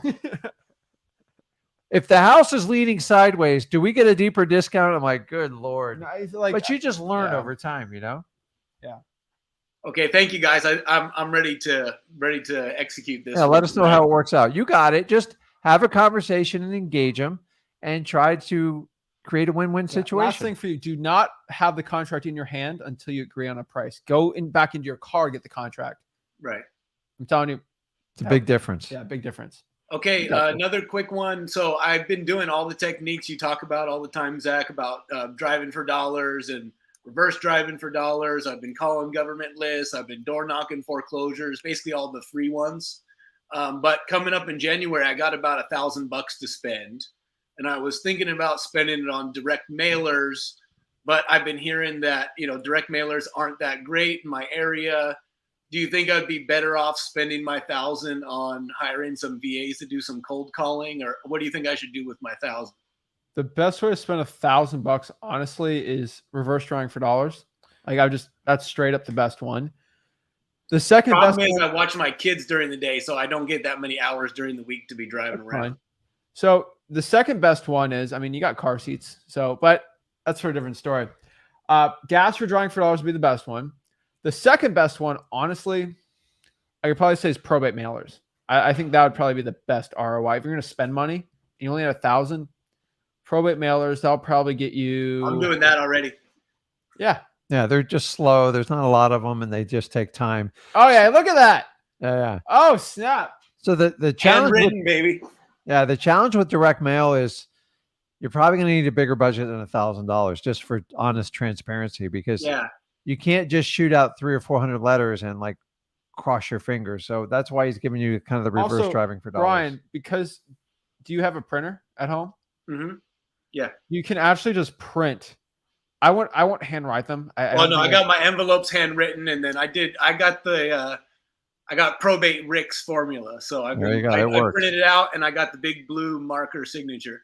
Okay, make sure you use the letter wave at freewholesaling.com. Yeah, that's the one I got. Yeah, go to the freewholesaling.com one, and because he shifted it a little more, and then make sure you sign the bottom of it, and then I think you're fine. We print the envelopes too. We don't really see a huge difference. Yeah. So I'm doing one. So Dallas County is one of the biggest counties in the country. So there's a lot. Yeah. I'm doing Dallas, and then closer county is smaller. There's only 120. So I'm handwriting those to save a little money. Beautiful, man. I like it. And then all the little counties within an hour, you're good to go. Wherever you're getting this appointment, dude, do that one too. Okay. So you guys think that basically gas for driving for dollars? I do have a gas guzzler. I've tried with my kids. They're 3 and 1. So more than an hour in the car, man, is pretty rough. Oh, wow. Yeah. I've done it 4 or 5 hours, and they basically cry the whole time. Yeah. Not worth it. That's That's borderline child abuse to the kids when they're. I did take my 1-year-old son, up to the door knocking foreclosures, and that worked pretty good. Yeah, I'd probably avoid that one. Yeah, but, be careful there. Hey, I'll probably. I'm not going to answer the door for a guy with a baby. Hey, I know. I wouldn't advise that for I wouldn't anybody advise else that out one. here. I just like dude, like it's your kid, your decision. I didn't but, tell like, my wife. guys, please don't be using like your kids for trade bait to get the door open. It's just too risky, in my but opinion. honestly, man, I'd probably use that for drawing for dollars, reverse drawing for dollars, and then the probate mailers. Go hard on the pain on those. I think that's the best one. Okay, thank you, guys. Okay, last one. This may be a quick one, maybe not. I've been doing SMS campaign. I've been using Launch Control. I don't know if you guys have heard of that one. Yep. But Launch Control, the plan I have allows me to send 600 a day. And I did that just because, to try and get my numbers up, I was only able to call, maybe 50 a day on the cold calling. So I've been doing a text blast in the morning. I just learned yesterday about TCPA. And, if somebody doesn't opt in, technically it's against the rules. You can get fined pretty heftily there. What are your guys' thoughts on TCPA and texting campaigns? Launch Control is TCPA compliant. You're fine. Well, what they said is in the terms and conditions that it's up to me to be compliant. And I did read the law. If somebody doesn't opt in and you're trying to get them to sell a property based on, I mean, I'm not a lawyer. I didn't talk to a lawyer, but based on my reading of the rules, you're not really supposed to do that if they don't have an opt-in. Well, let me be honest with you. The way that you're reading TCPA might be a little different because the way the TCPA is for telemarketing. And have you found the definition of telemarketing? Well, in TCPA, it basically says any attempt to buy or sell a property, among other things, is basically a no-no. For is it the FCC definition or for the like TCPA? I read the actual 1991? law. You can pull up the law if you just Google it. I read the actual verbiage in there. Most of them say on the verbiage. Oh yeah, wait. Are we talking about TCPA or DNC? TCPA. Okay, so DNC. If you call somebody that's on the DNC and try and buy or sell something, that's $45,000 a phone call. The fine. Text messaging, if somebody didn't opt in, is $500 $500 per text. The potential fine. I'm doing 600 a day. That's $300,000 a day. And I did message launch control about that. They're basically hands off. If somebody comes after me, it's my fault for not being compliant. So DNC the DNC law is about telemarketing, and telemarketing is the encouragement of the selling of something on it. So from the lawyers I've talked to, DNC is fine, and DNC is the biggest issue I see. Now for the TCPA, violations are all over the board. The most I've seen on a TCPA violation is $500. And that's with a class action with what lawyer will do like 15 people at $500 each. That's the worst I've ever seen. I haven't seen $40,000 a call, because if it was $40,000 a call, people would be suing for it. That's not possible. Okay. Now, half these are off of intent. So if you're really scared of it, I would go reach out to a lawyer and talk to them. But if you're scared of it, just don't do it. That's pretty much what I could say. No, I've been still doing it. I just learned yesterday, but I wanted to see what you guys thought on that. Because I think the way you're reading the law is a little different. After talking to 100,000 wholesalers, I've had one guy being sued for DNC and TCPA at the same time. And do you know how much he's being sued for? $500. Yeah. The lawyer's spending $1,000 to sue the guy for $500 because they had a personal vendetta against the person. Right. The most you can get sued for is $500 for a DNC and a TCPA violation. Yeah. Because the way the DNC law works is for telemarketing, and the definition of telemarketing is the encouragement of the selling of something or somebody to buy something. And so if you're calling somebody to look to buy their house, it's in a gray area. It's very hard to sue there. TCPA, you're good for telemarketing there. And telemarketing has a weird legal definition. So I have 100,000 people. I don't have one lawsuit I can find. I have about 15 I can find on RVMs though. So that's the way you got to look at it. Plus, don't be stupid when you're texting. I could tell when someone's trying to fish for information, and they're going to fish for $500. So that's why it's not really a big deal for me, because 99% of people are not going to spend $3,000 to sue you for $500. Right. But there's people out there. Yeah, I mean, it's the problem is if you like freak out about like anything you think's like slightly finable, or you call it illegal. It's not illegal. It's just finable. You won't do much. So in my 20 years, I've only had 2 go after me. One was for RVM. I forgot what the other one was. What's RVM, guys? I don't know what that is. It's a ringless voicemail. Actually, it's a brilliant strategy, but it's very misleading, and I get their side of it. So whenever you get a tactic that gets abused, mostly by like gurus and stuff like that, sometimes you run with it, and then when they make it so difficult, you just go away. We used RVM for a long time. I just had to go away. So I'm reading the law again, Brian.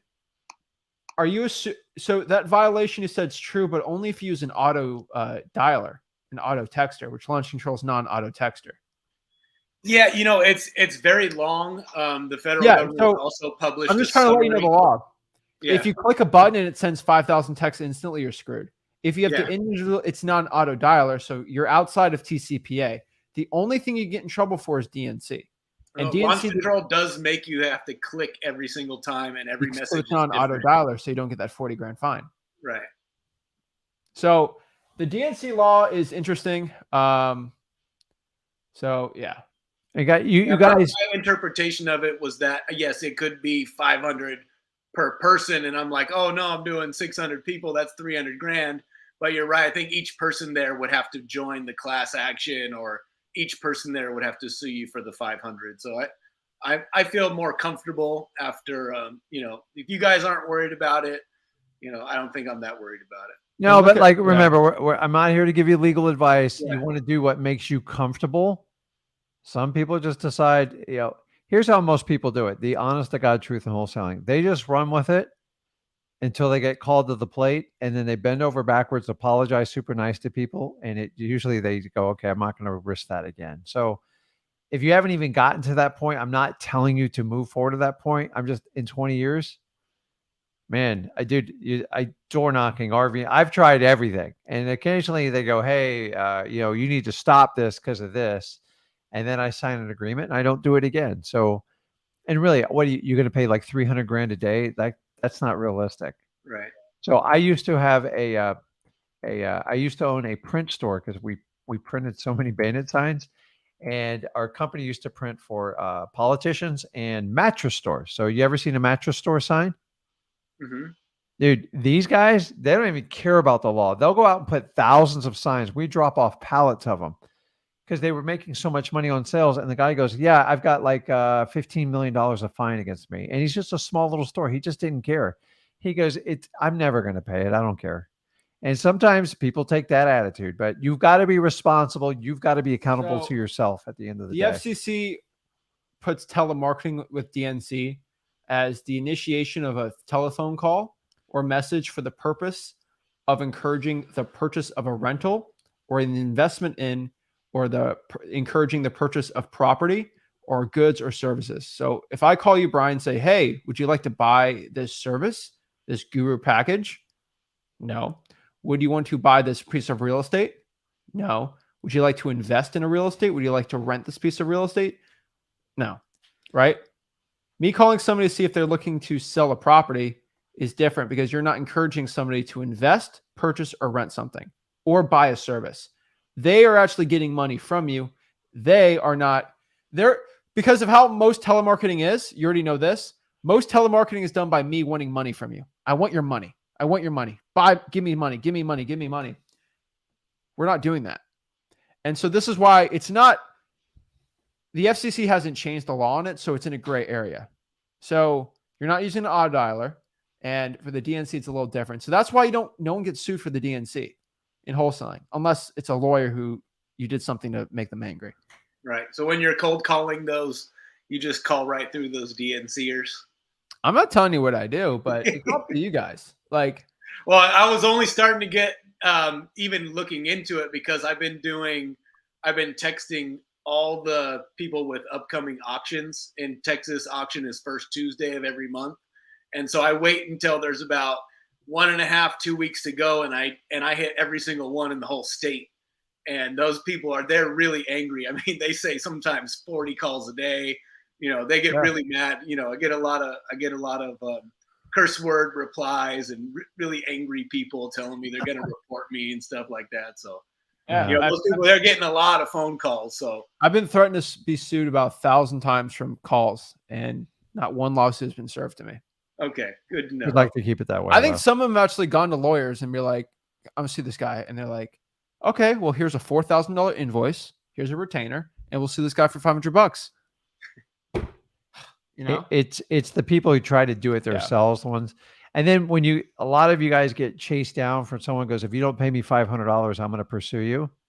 Do not engage it, because once you engage them, they know you're worried, and they're going to push you for months on end. So if you I have heard one story of that happening.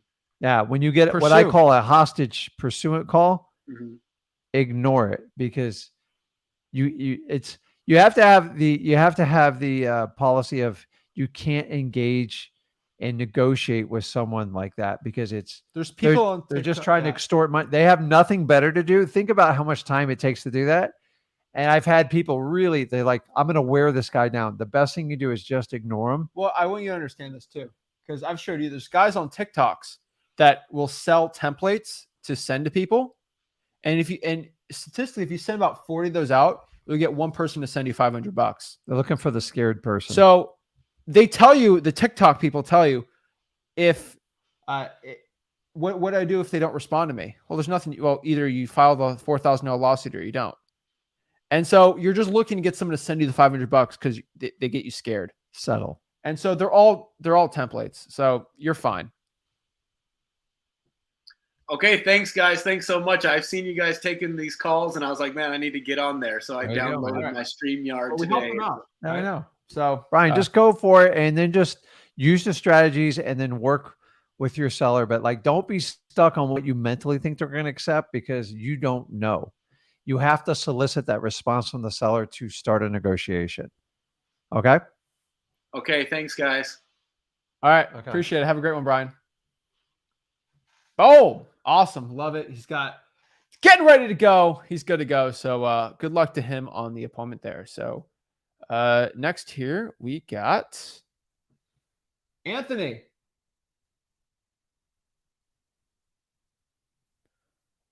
Yo, Anthony, you can hop off if you gotta go. No, I'm good. All right. Anthony. Hello. Lois. Bye. Ben. Hey guys, what's up? What's up, Mr. Deal? Wait, I'm sorry? What's up, Mr. Deal? Oh, what's the deal? Oh, wait, it didn't show my cat picture. Dang it. Okay. Dang it. You're good, man. What are you guys doing today? I'm great. How are you? I woke up with a Charlie horse today. That wasn't fun. Oh, jeez. That's not good. I got a question about, so a natural disaster happened to the county south of me, about 29 minutes away. And I'm wondering how to approach that in getting them to sell the houses. It just recently happened. Relief efforts are on the way right now. And I'm just wondering. Was it a hurricane? Tornado. Okay. Yeah. So what's the question? So right now I was thinking of cold calling and texting those people, but should I wait a little bit until the insurance stuff finishes, like a month or so? Yeah, a month, dude. It's like the insurance process is like a year. Yeah, dude. They're extreme. I don't go after people that like. Yeah, it's 90 days minimum. I'm just telling you because it's just. Listen, I get it. I kind of hear where you're going with it, but it ain't gonna work. It sounds like an opportunity. It's not. It ain't gonna work, dude. Okay. I'm just telling you, it's complicated. And insurance is such a wreck across this entire country. Insurance companies need to investigate everything. They're trying to always to get out of every claim. It stresses out the homeowner. And so I've been involved in an insurance claim that took 4 years once. 4 years, just to give you an idea, from one hurricane. And so, like, tornadoes to me are even more complicated because was it the wind? Was it the rain? Did you leave the door open? Was it an Airbnb? Was it a rental property? Did you live there? Did you say you live there? And so the bottom line is the homeowner cannot make a truly educated decision if you approach them right now because they have no idea what they're going to get on a claim. They don't know what the damage is. And honestly, they're just trying to put their lives back together. So you just kind of, once it settles down, maybe after 90 days, you can start a marketing. I actually did a marketing camp. We got hit with so many hurricanes like 15, 16 years ago. We actually came up with like a hurricane like mailer. But honestly, I always try to keep it generic. You know, people try to like focus everything like the hottest trend. And you got to be a cash buyer looking to buy the house. If you try to get real cute and fancy, I'm not specialized in insurance claims. I hate them. Yeah, I'm not. Don't be chasing people with natural disasters. Do in the areas you do and just do that. Yeah. They will come up naturally. I promise you. Okay. Thank you. I'm sorry. No, it's okay. It's just, listen, I had that idea too. It just, when you get like real cute with it, like what we went through the last couple of years, either people are looking to sell their house or not. It's never from like one event usually. Yeah. That's usually just the tipping point. And some people just need to go on the market too. So like, Dude, if your house gets ripped open by a tornado and a guy like you comes knocking at my door, like call, it's going to be a brutal. Yeah. Oh, Like you do look. That's what's going to give you a real bad rap as a wholesaler. Even, Yeah. but like realtors, I got to tell you, I know realtors that will, the day somebody passes away, they will knock on the door. And I'm just telling, I just think about in your gut, would you do that to your own family? And if you wouldn't do it to them, why would you go and do it to others? So just keep some of your own ethics and your own rules, and it will govern most of the problems we have in wholesaling. okay. Thank you. I'm sorry about Okay, that. man. I That's saw okay. a You- nudity from the Hey, news. you don't and have I'm to need to like, apologize. You just, I like that you're airing your thoughts out, which is a very smart yeah, thing to rather you try it on us than Yeah. a tornado Okay. victim. Thank you so much. Okay, I man. Appreciate it. think that's it. Thank you. All right.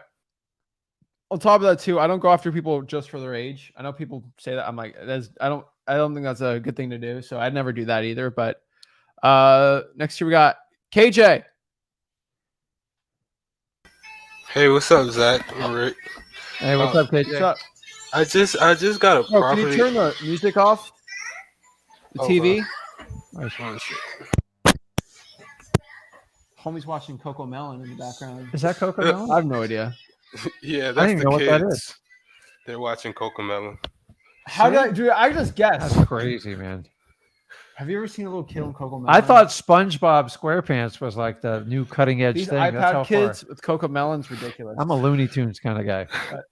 All right, what's up? So I just got a property under contract in Dayton off the code violation. Nice.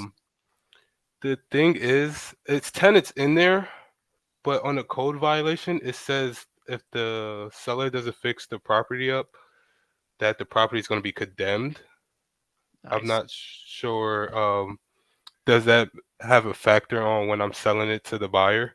Oh yeah. Oh, yeah, it's going to need a lot of work. Okay. What's the overriding issue with the property?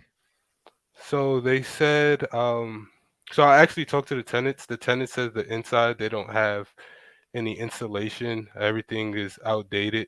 Winter's And, coming. How are they even renting this property? Do they actually pay rent, the tenants? Yeah, they pay rent. Oh. They up to date. They're Lord. on government assistance or Social Security, one of them. No. And the code violation, it said that it has structural damage. So like it had foundation issues. This is money. So So you it's- can get a report of like the code violation will tell you what it's actually violating, and you're gonna have to share that information with your cash buyers. The fact it's being rented is kind of shocking. When you hear condemning a property, it usually means structurally it's getting ready to fall down. There's been a lot of police reports there, illegal activity, or like it's a health violation. It has to be, by the way, it has to be something major for a city or a town to consider condemning a property, because it's a big venture to do it. So knowing that, I'm just shocked there's a rent and they're paying like any type of money, because I would pay if the property is up to being condemned. So what's the question? So I want to know, should I get the contract under the lot value, or since it's going to be condemned, or It's not going to be condemned. It could, okay. right? It's not going to. Like, it's not scheduled to be condemned, or it's not marked condemned yet. Okay. So you already know what I'm going to say. Get it for the lowest you possibly can. Yeah, I got it like around a little over the lot value. I wanted to know, should I get it under? what's that number, out of curiosity? So I got it at 20. The lot value is at like 12. All right. Well, if it's the lowest you can do it. Do that Okay. and just see what happens. But that's like, if you can solve that problem, you should make a lot of money, because you've got a house that's going to be a problem for the city. You got tenants that are upset, and you got a landlord that could lose his entire investment. And if you can make money doing that, solving basically all four people's problems, that's what wholesaling is about, guys. That's what we do. Period. Exactly. Okay. And I just have one more question. So right now I'm doing texting. I want to know, should I like branch off into cold calling? Would that be a better way of marketing? Yeah. I mean, I'm never going to say no to cold calling. Okay. All right. Right? It just helps you get more sellers and get more deals. Why not? Oh, okay. Thank you. All right. Have a Same. good one, man. Boom. All right. Next we got Mike. Hey, how you doing, guys? Good. How are you? Good, man. Mike's an investor. Want to let you guys know, yeah, it's the shirt that when I'm driving for dollars for people that come out, like neighbors and stuff, and they're like, "Why are you looking at that house?" When you wear this, people, they don't even come up to and talk to you. Cool. Then, because you kind of let them know what you're doing. So, anyway, it's just something I found. Two things. One, I found your guys' stuff probably a year ago, and I'd say I watched at least one video a day. Nice. Part of it is motivation. Part of it is I've been doing this almost as long as Rick has been doing it, but you get little tweaks every once in a while from different people, and I can't tell you how many little things I've picked up. And a little thing that turned out to be a big thing is I never went back and asked anybody for a price reduction, and I did it 2 weeks ago. Got my first one. Yeah. You got to make that a 20 habit. years of doing this, and I never did it before. Yeah, it's well, ideally you'd like to get the right price like the first time, but if we all try to write the perfect offers, like it's tough. So me and him miss all the time. Like you guys don't see it, but like there's Michael Jordan doesn't make every shot. You just got to stay active. And then my whole theory, guys, if you have a motivated property, meaning it's run down and they're talking to you, but they're not quite motivated, help them out, figure it out, get it under contract at the longer inspection period, and help educate them why you can only pay this much for the property. And sometimes it just takes time and reasoning and having them to get to know you. I don't think it's unethical unless that's your strategy on every property. So good going. Another tip for you. So, Mike, I love your shirt and stuff like that. I would not wear that when you're out looking at properties because I never want people to know like kind of what I'm doing. Right. Here's the problem is I can't tell you how many properties I've gone out and look at it. I go over the neighbor or the neighbor usually comes out to me when I come out and they're like, "Hey, what are you doing?" And like our ego says, I'm trying to better my life. I'm an investor trying to make money on the property and solve a problem, right? That's the truth of what we're doing. The minute you do that, the FOMO kicks in on the neighbor and they have a better rapport with them than you do. Oh yeah. And they write a contract. They have no ability to close it because they feel like they're missing out. Yeah. They feel like they got an inside job because there's an investor there. So whenever a neighbor comes up to me and they go, "Well, what are you doing here?" I go, I'm just eyeballing the property. Like I'm just concerned citizen. Right. The minute you say you're an investor, like people come out of realtors come out of the woodwork, competition comes out. And that's the only thing I'm kind of telling you because I've been snaked on a lot of properties.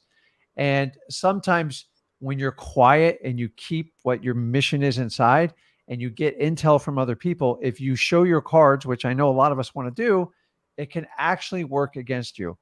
One of our biggest arguments is, well, my neighbor wants to buy the house. I've had a relationship in 20 years and they saw you were an investor and they'd like to at least counter that offer.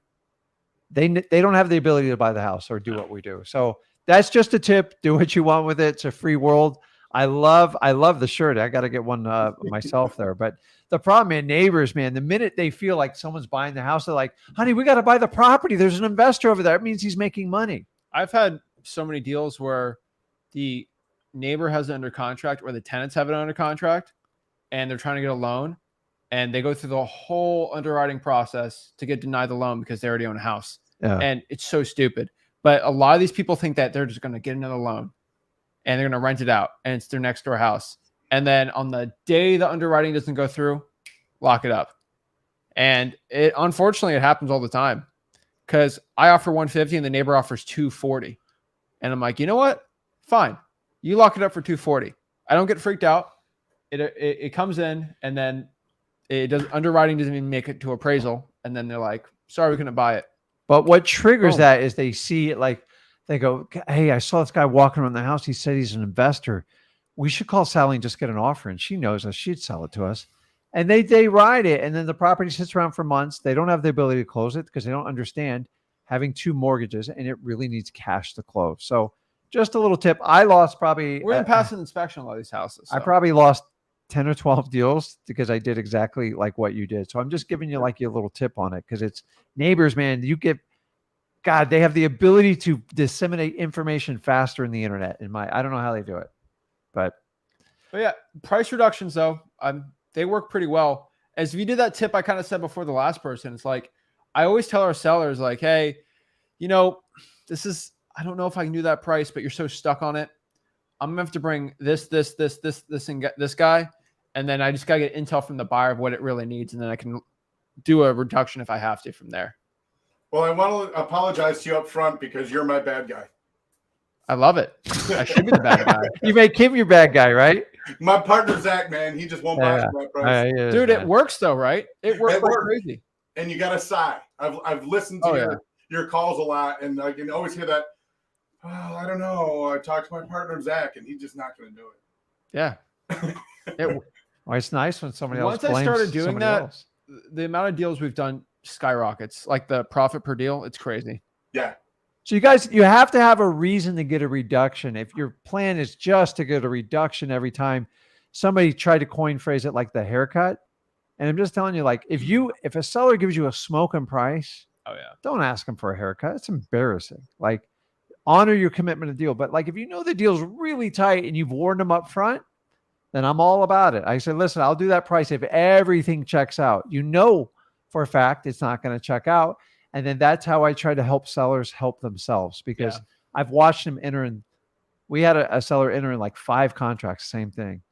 And I'm like, let me just walk them down the aisle and explain to them why I can't do it. It just took time and we got it. So I love your strategy in doing it, because once you do it once, you know, your mindset is like, okay, I can do this.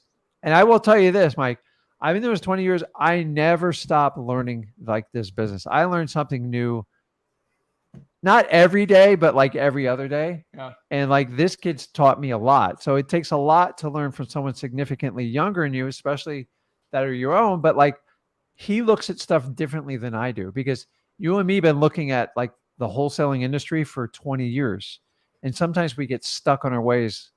Like, I consider myself like an older person, but and so sometimes like today's youth, you can look at stuff in a different lens. I go, and he used to say, why do you do that? And I'm like, I don't know. And that's how we've done a lot of our teaching, and our course structure is we challenge each other all the time. And we practice on our customers. Sometimes I go, hey, let's give this a shot and see if it'll work.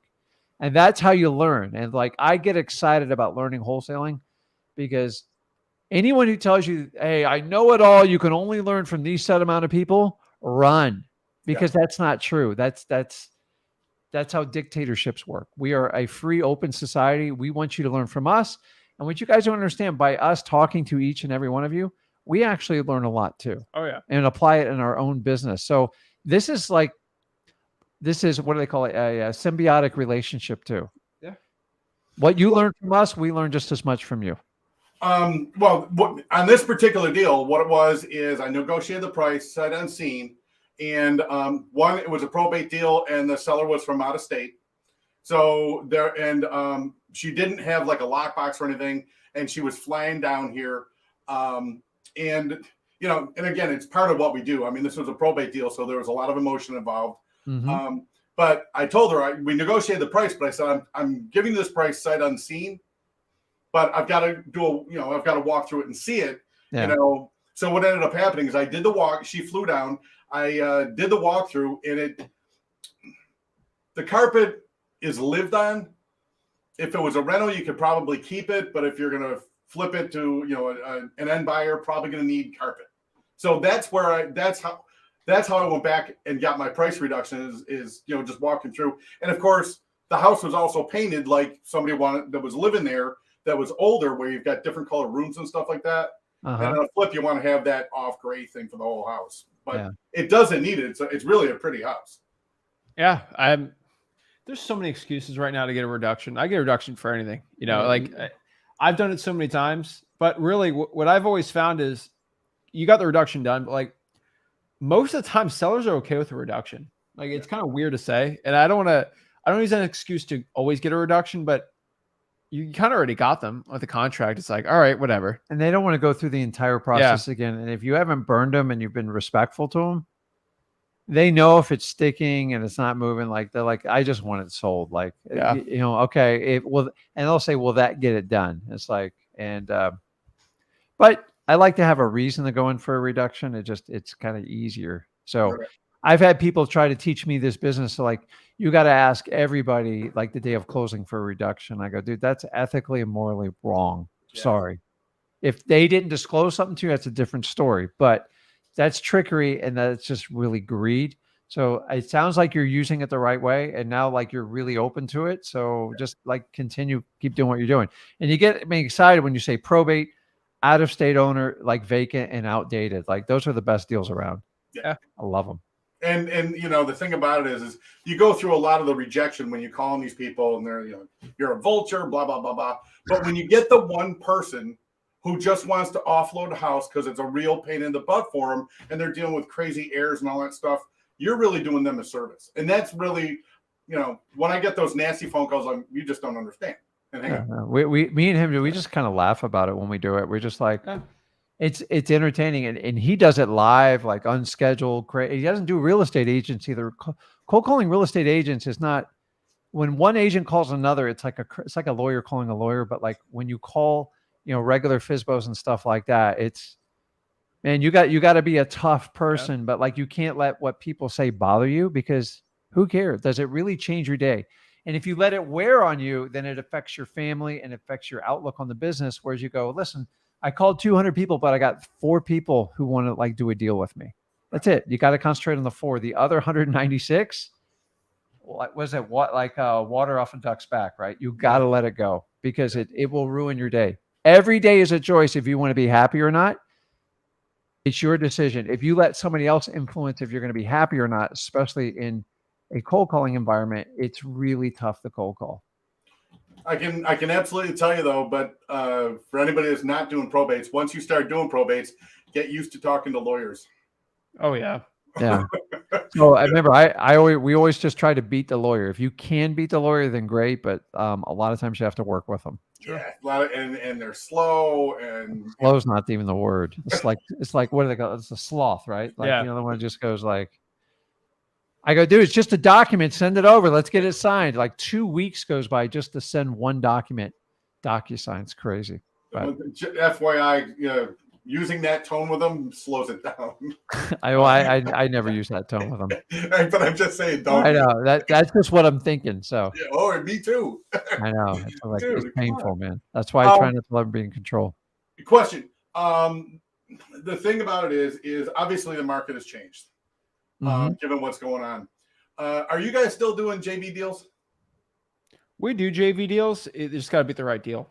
We're more selective about it, because the thing is, the deals are, I mean, like our volume's tripled, and it takes works to vet them all and to underwrite them. And so I'm interested in doing a deal with anyone who has a deal. So the problem is most people have a different definition of a deal. If you go all the way through the free wholesaling and what we're looking for motivated sellers, not just a little bit off a price. It's got to make sense, because if you truly want to do a partnership, there's got to be enough money to pay both parties. And that's just the truth. Yeah. Can I give you some numbers? For what? A deal? For the deal. Sure. Shoot. 3-bedroom, 2-bath in a subdivision of Orlando on the west side. And basically a conservative supported by comparables is 291. And I've got it under contract for 210. Okay. And why? And it may need carpet, it may not. So I put in $5,000 for the carpet. Is that a property you have under contract right now? It is. All right. And do you live in Orlando? I don't. I'm in between Tampa and Orlando. Okay. So here's the challenge with that property. Like if I shoot it over the bow, it passed the snuff test. But if it needs more repairs than like what you deemed it be, and the only way is by somebody going out and taking a look at the property, and that comes the challenge, because if there's an extra 20, 30 grand of repairs, that's not a deal, right? And then so that's where it comes down to. I love everybody doing virtually. We teach it, but sometimes it comes down to like getting boots on the ground and who's going to do it, because I'm certainly not going to do it. Zach's not going to do it. Yeah, and that's the chat. And then we put the numbers together. It's not there. I've paid, $200 or $300 to underwrite the deal and try to go through thousands of these like that. So Now we only look at the ones that just stand out, like flashing with a neon sign. Like, You can send them. We can do the comps. Do you know how to DM me? I just got accepted about an hour ago with my own personal account, so I can message you now. Okay. Go send it over. so here's my rule to everyone. Send me something over that makes so much sense. I'm an idiot for not doing it. And because the thing is, if you just get like a 25% discount, once we verify it and stuff, and it's not quite that, it winds up being a slightly discounted retail deal. There's just not much we can do it. The cash buyers are smart these days. Oh, yeah. So that's, if we do that, we're dogtailing, which means we're chasing yesterday's real estate prices.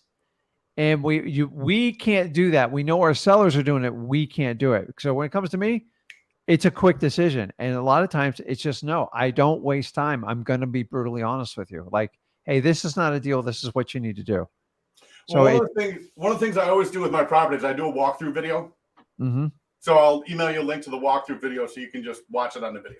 All right. Okay. Sounds good. And then the other thing is, if a cash deal doesn't work out, because I've contacted everybody on my list and my list has changed, but then I'm going to have to go back to the seller and talk her into an owner financing deal, just for like a 5-year deal, you know, where she owner finances it. So I'm trying to get a cash deal done to get this just be done with it. But if that doesn't work, then I'll probably have to go the owner financing route. Yeah. I mean, just look at it. Most wholesalers, they get a deal under contract. They bring it to 10 buyers. 10 buyers say it's too high. Then they bring it to us because they feel like we can find a sucker. And that's what bogs us down terribly. If it's still a deal, then we can do it, right? But like if buyers have already contacted you and said it's not a deal, then there's not much we can do because we go back to all the buyers and ask them. And I'm probably going to be harder than your regular buyer because I look at every. Still send it. We can still look at it. Yeah, we look at it. I want to make it work. I don't want to waste people's time. That's the main thing. The buyers that I have on my list are saying that they're only buying stuff at 50 cents on the dollar now. Well, see, those are the crazy buyers. And that's why they're doing what sellers were doing the last 3 years, and now you're getting the buyers. There's going to be some balance coming out there. Yeah. You just got to sort through more buyers that are realistic on their numbers. Yep. Yeah. So anyway, guys, I appreciate the time. Love you guys. Like I said, I feel like you guys are brothers of mine because I watch videos every day. You don't have any idea who I am. We do now. So I appreciate it, Mike. Thank you. And now you are part of the video. What's that? You are part of the video forever. Permanently burnt in, man. Last question for Rick. When we go scuba diving down in your area of Florida. So I do a lot of fishing. And because I do a lot of fishing, I will not scuba dive because the monsters I see, you don't even want to touch around here. So you don't like to go fish hunting? I'm not a spear fisherman. It's just because I don't like holding my breath. And number two, I don't like sharks chasing a fish I've speared and me running for my life. Do you know how many divers I've saved from like shark attacks on the fish? We have a massive shark problem here. We have a massive Goliath Grue problem here. And I can barely get the fish in the water without the 15 sharks. I don't want to jump in the water with those 500 and 700 pound sharks. Dude, they are all over. I get them like right even behind my house. It's ridiculous. I have a big problem with sharks, man. The apex predator and nobody's eating them or like taking care of it. So that's a hard no, man. Sorry. All right. Go fishing. Very cool. See you guys. Go fishing, love, man. See you, man. Appreciate it, Mike. Man, you can talk about sharks forever. I got a problem, man. Those things, they are getting bold, buddy. Yeah. So, guys, that is our plan for 2023 for market domination, how to dominate wholesaling real estate. Guys, if you got any value from this video, do us a big favor. Make sure you go to freewholesaling.com or free real estate wholesaling course. Make sure you hit that like button, subscribe, and you'll be here tomorrow. So, I'll be here tomorrow, guys. Appreciate it.